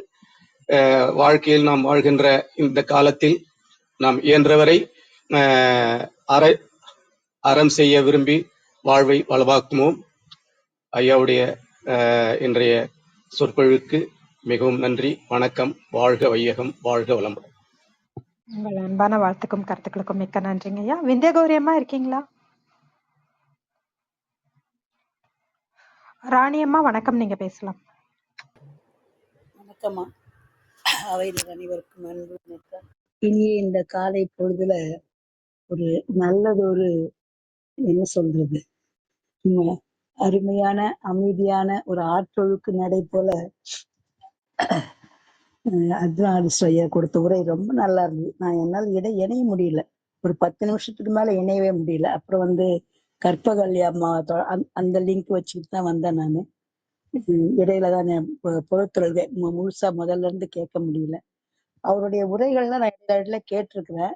இருந்தாலும் கூட இன்னைக்கு ரொம்ப நல்லா இருந்தது.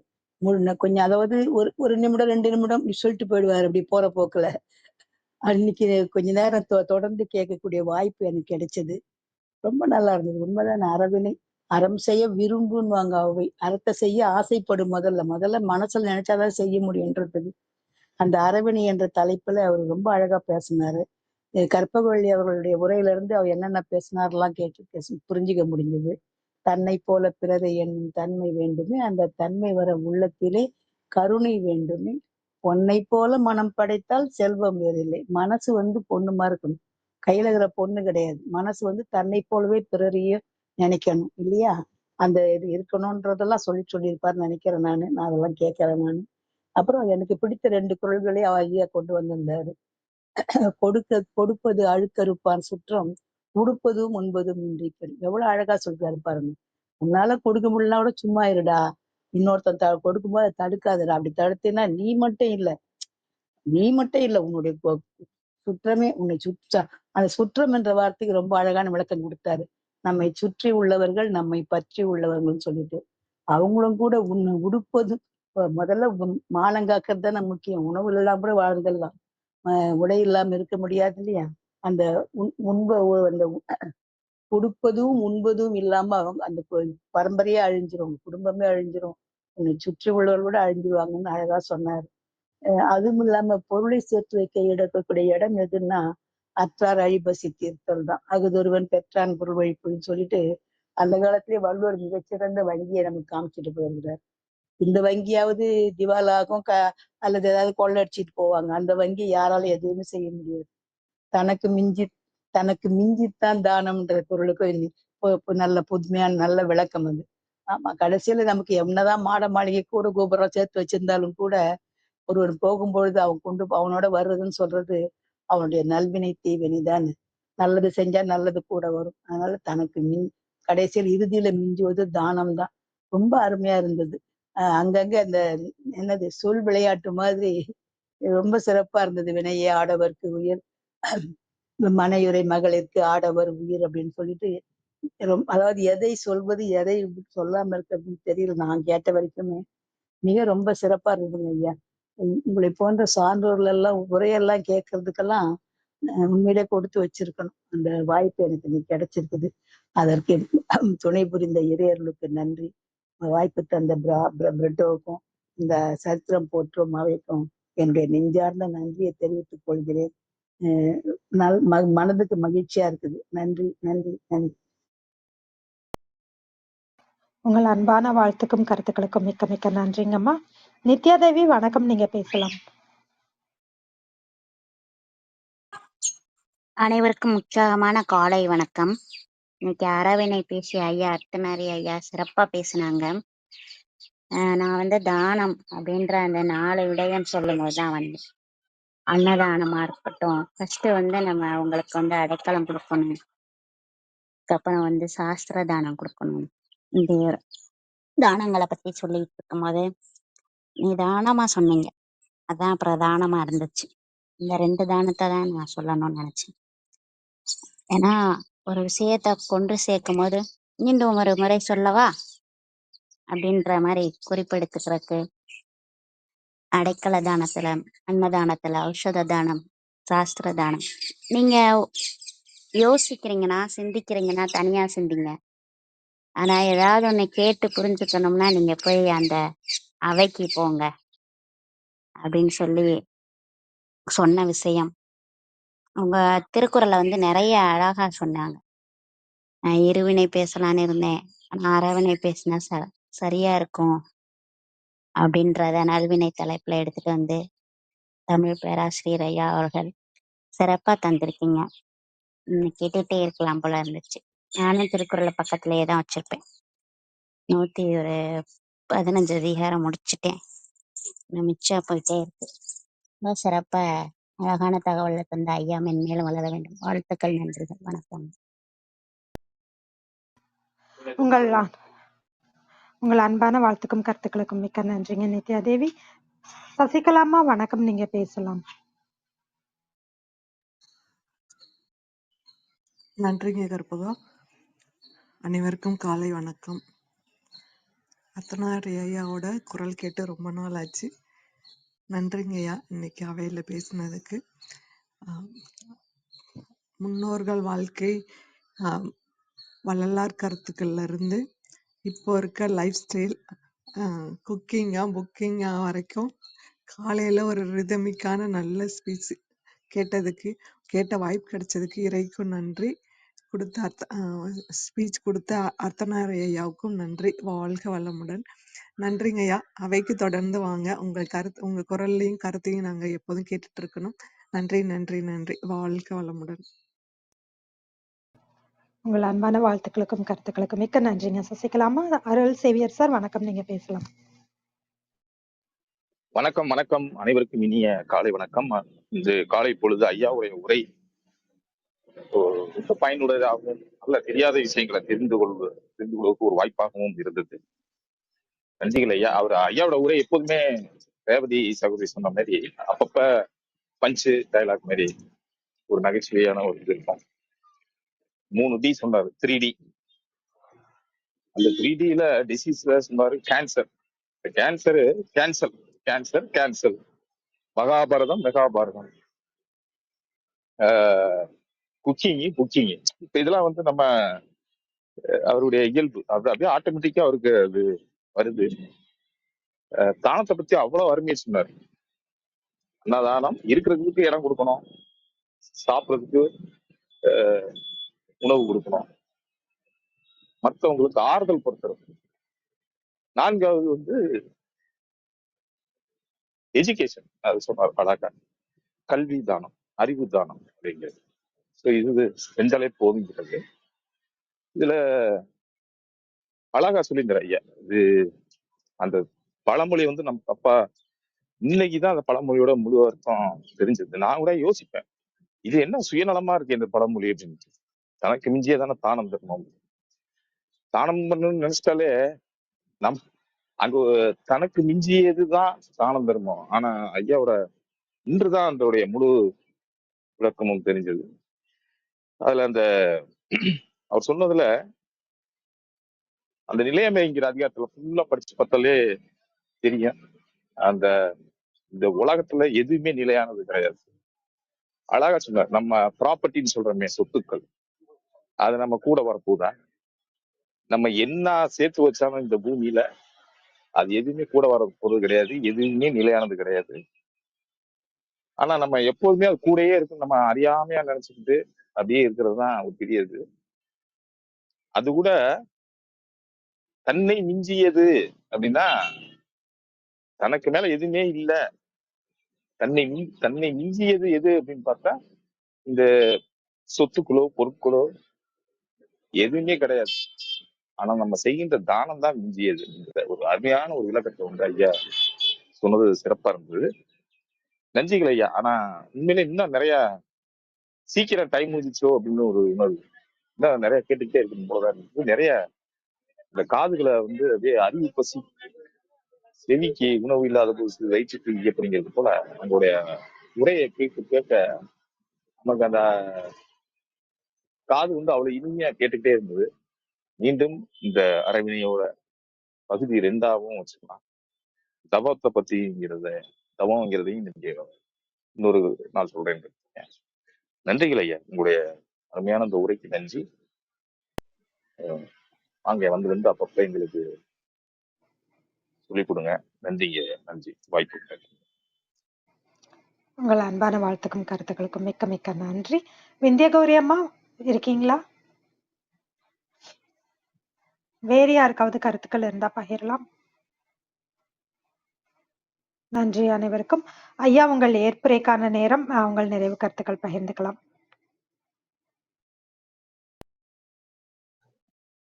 இந்த ஏற்புரை அப்படிங்கிறது ஒரு நாணயத்தின் 2 பக்கம் போல. நாணயத்துக்கு 2 பக்கம் இருக்கும். அது மாதிரி இதுல 2 பக்கம். ஒன்று, இந்த 50 நிமிடத்துல நான் சொன்னதில் ஏதாவது மிஸ் பண்ணினேனா? ஆனா நிறைய மிஸ் பண்ணியிருக்கேன். ஆனா ஏதாவது மிஸ்டேக் பண்ணியிருக்கேனா அப்படின்னு பார்த்தா அப்படி யாரும் எதுவும் சொல்லல. அதன் அடிப்படையில தவறு இல்லாமை அப்படிங்கிறது அதற்கு காரணம் தமிழ். தவறு இல்லாமைக்கு வழிவகுத்த தமிழுக்கு முதல் நன்றி. ஏன்னா நான் டென்ஷன் இல்லாம இருக்கிறதுக்கு காரணம் பென்ஷன் தான். அந்த பென்ஷனே வந்து தமிழால் தான் கிடைக்குது. அதனால தமிழுக்கு நன்றி. அடுத்தது, நான் சொல்லாமல் விட்ட விஷயம் ஒண்ணு இருக்கு. அதை மட்டும் ஏற்புரையில உங்கள் அனுமதியோட சொல்லிக்கிறேன். என்னன்னா, ஒரு திரைப்பட பாடல், ரொம்ப அருமையான பாடல், மனிதன் என்பவன் தெய்வமாகலாம் அப்படின்னு சொல்லியிருக்கோம். இந்த பாட்டை நீங்க ஒரு முறை கேட்டு பாருங்க, ரொம்ப நல்லா இருக்கும். துணிந்து விட்டால் தலையில் எந்த சுமையும் தாங்கலாம். அதை விட சிறப்பான ஒரு இடம், நம்ம இந்த 2 வீலர்ல 4 பேர் 5 பேர் போவோம். 4 பேர் 5 பேர் போகும்போது என்ன பாட்டு வரும்னா, மனம் இருந்தால் பறவை கூட்டில் மான்கள் வாழலாம் அப்படிங்கிற ஒரு வரி ஞாபகம் வரும். அது மாதிரி மனிதன் என்பவன் தெய்வம் ஆகலாம். அது மேபி கிடையாதுங்க, அது பேபியா இருக்கும்போதே தெய்வம் ஆயிடலாம். மனிதன் என்பவன் தெய்வம் ஆகலாம்ங்கிறது தெய்வம் ஆவான் எப்போ அப்படின்னு சொன்னா, வாரி வாரி வழங்கும் போது வள்ளல் ஆகலாம். இந்த வாரி வாரி வழங்குறதுன்னா பணம் கொடுக்கணுங்கிற அர்த்தம்லாம் கிடையாதுங்க. நம்ம படிச்ச விஷயத்த யார் கேட்டாலும் சொல்றது.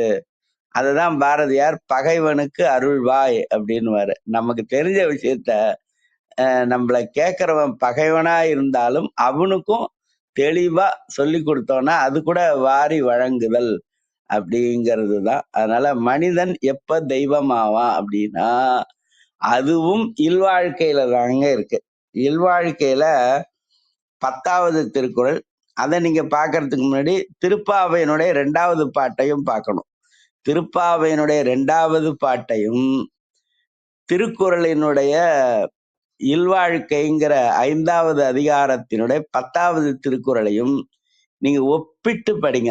எப்பவுமே ஆளோட ஆளை ஒப்பிட்டீங்கன்னா சண்டை வரும். நூலோட நூலை ஒப்பிட்டா அறிவு வளரும். ஆனா நூலோட நூலை ஒப்பிட்டு பார்க்கறது தப்பு கிடையாது.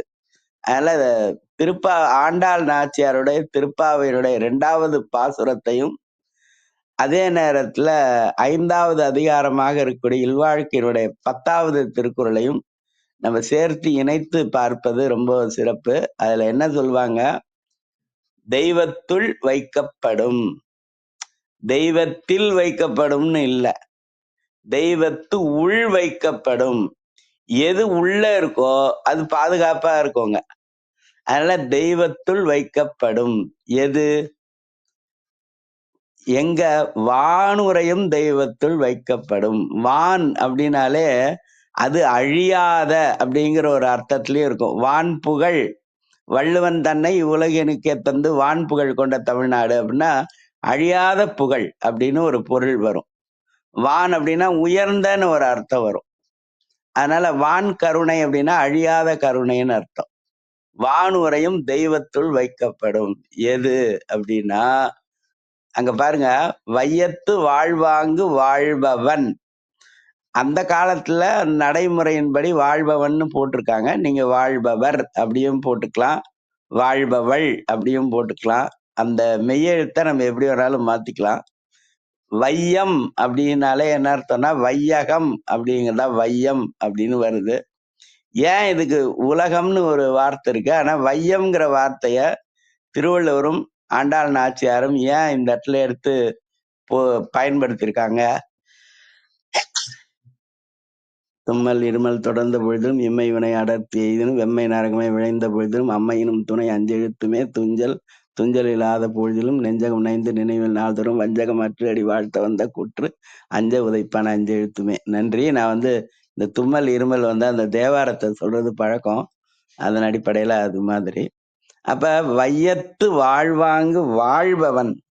இந்த வையத்துல வாழ்வாங்கு வாழ்தல் அப்படின்னா என்ன அர்த்தம்னா அறத்திலிருந்து தவறாமல் வாழ்கின்ற வாழ்க்கை தான் வாழ்வாங்கு வாழ்கின்ற வாழ்க்கை.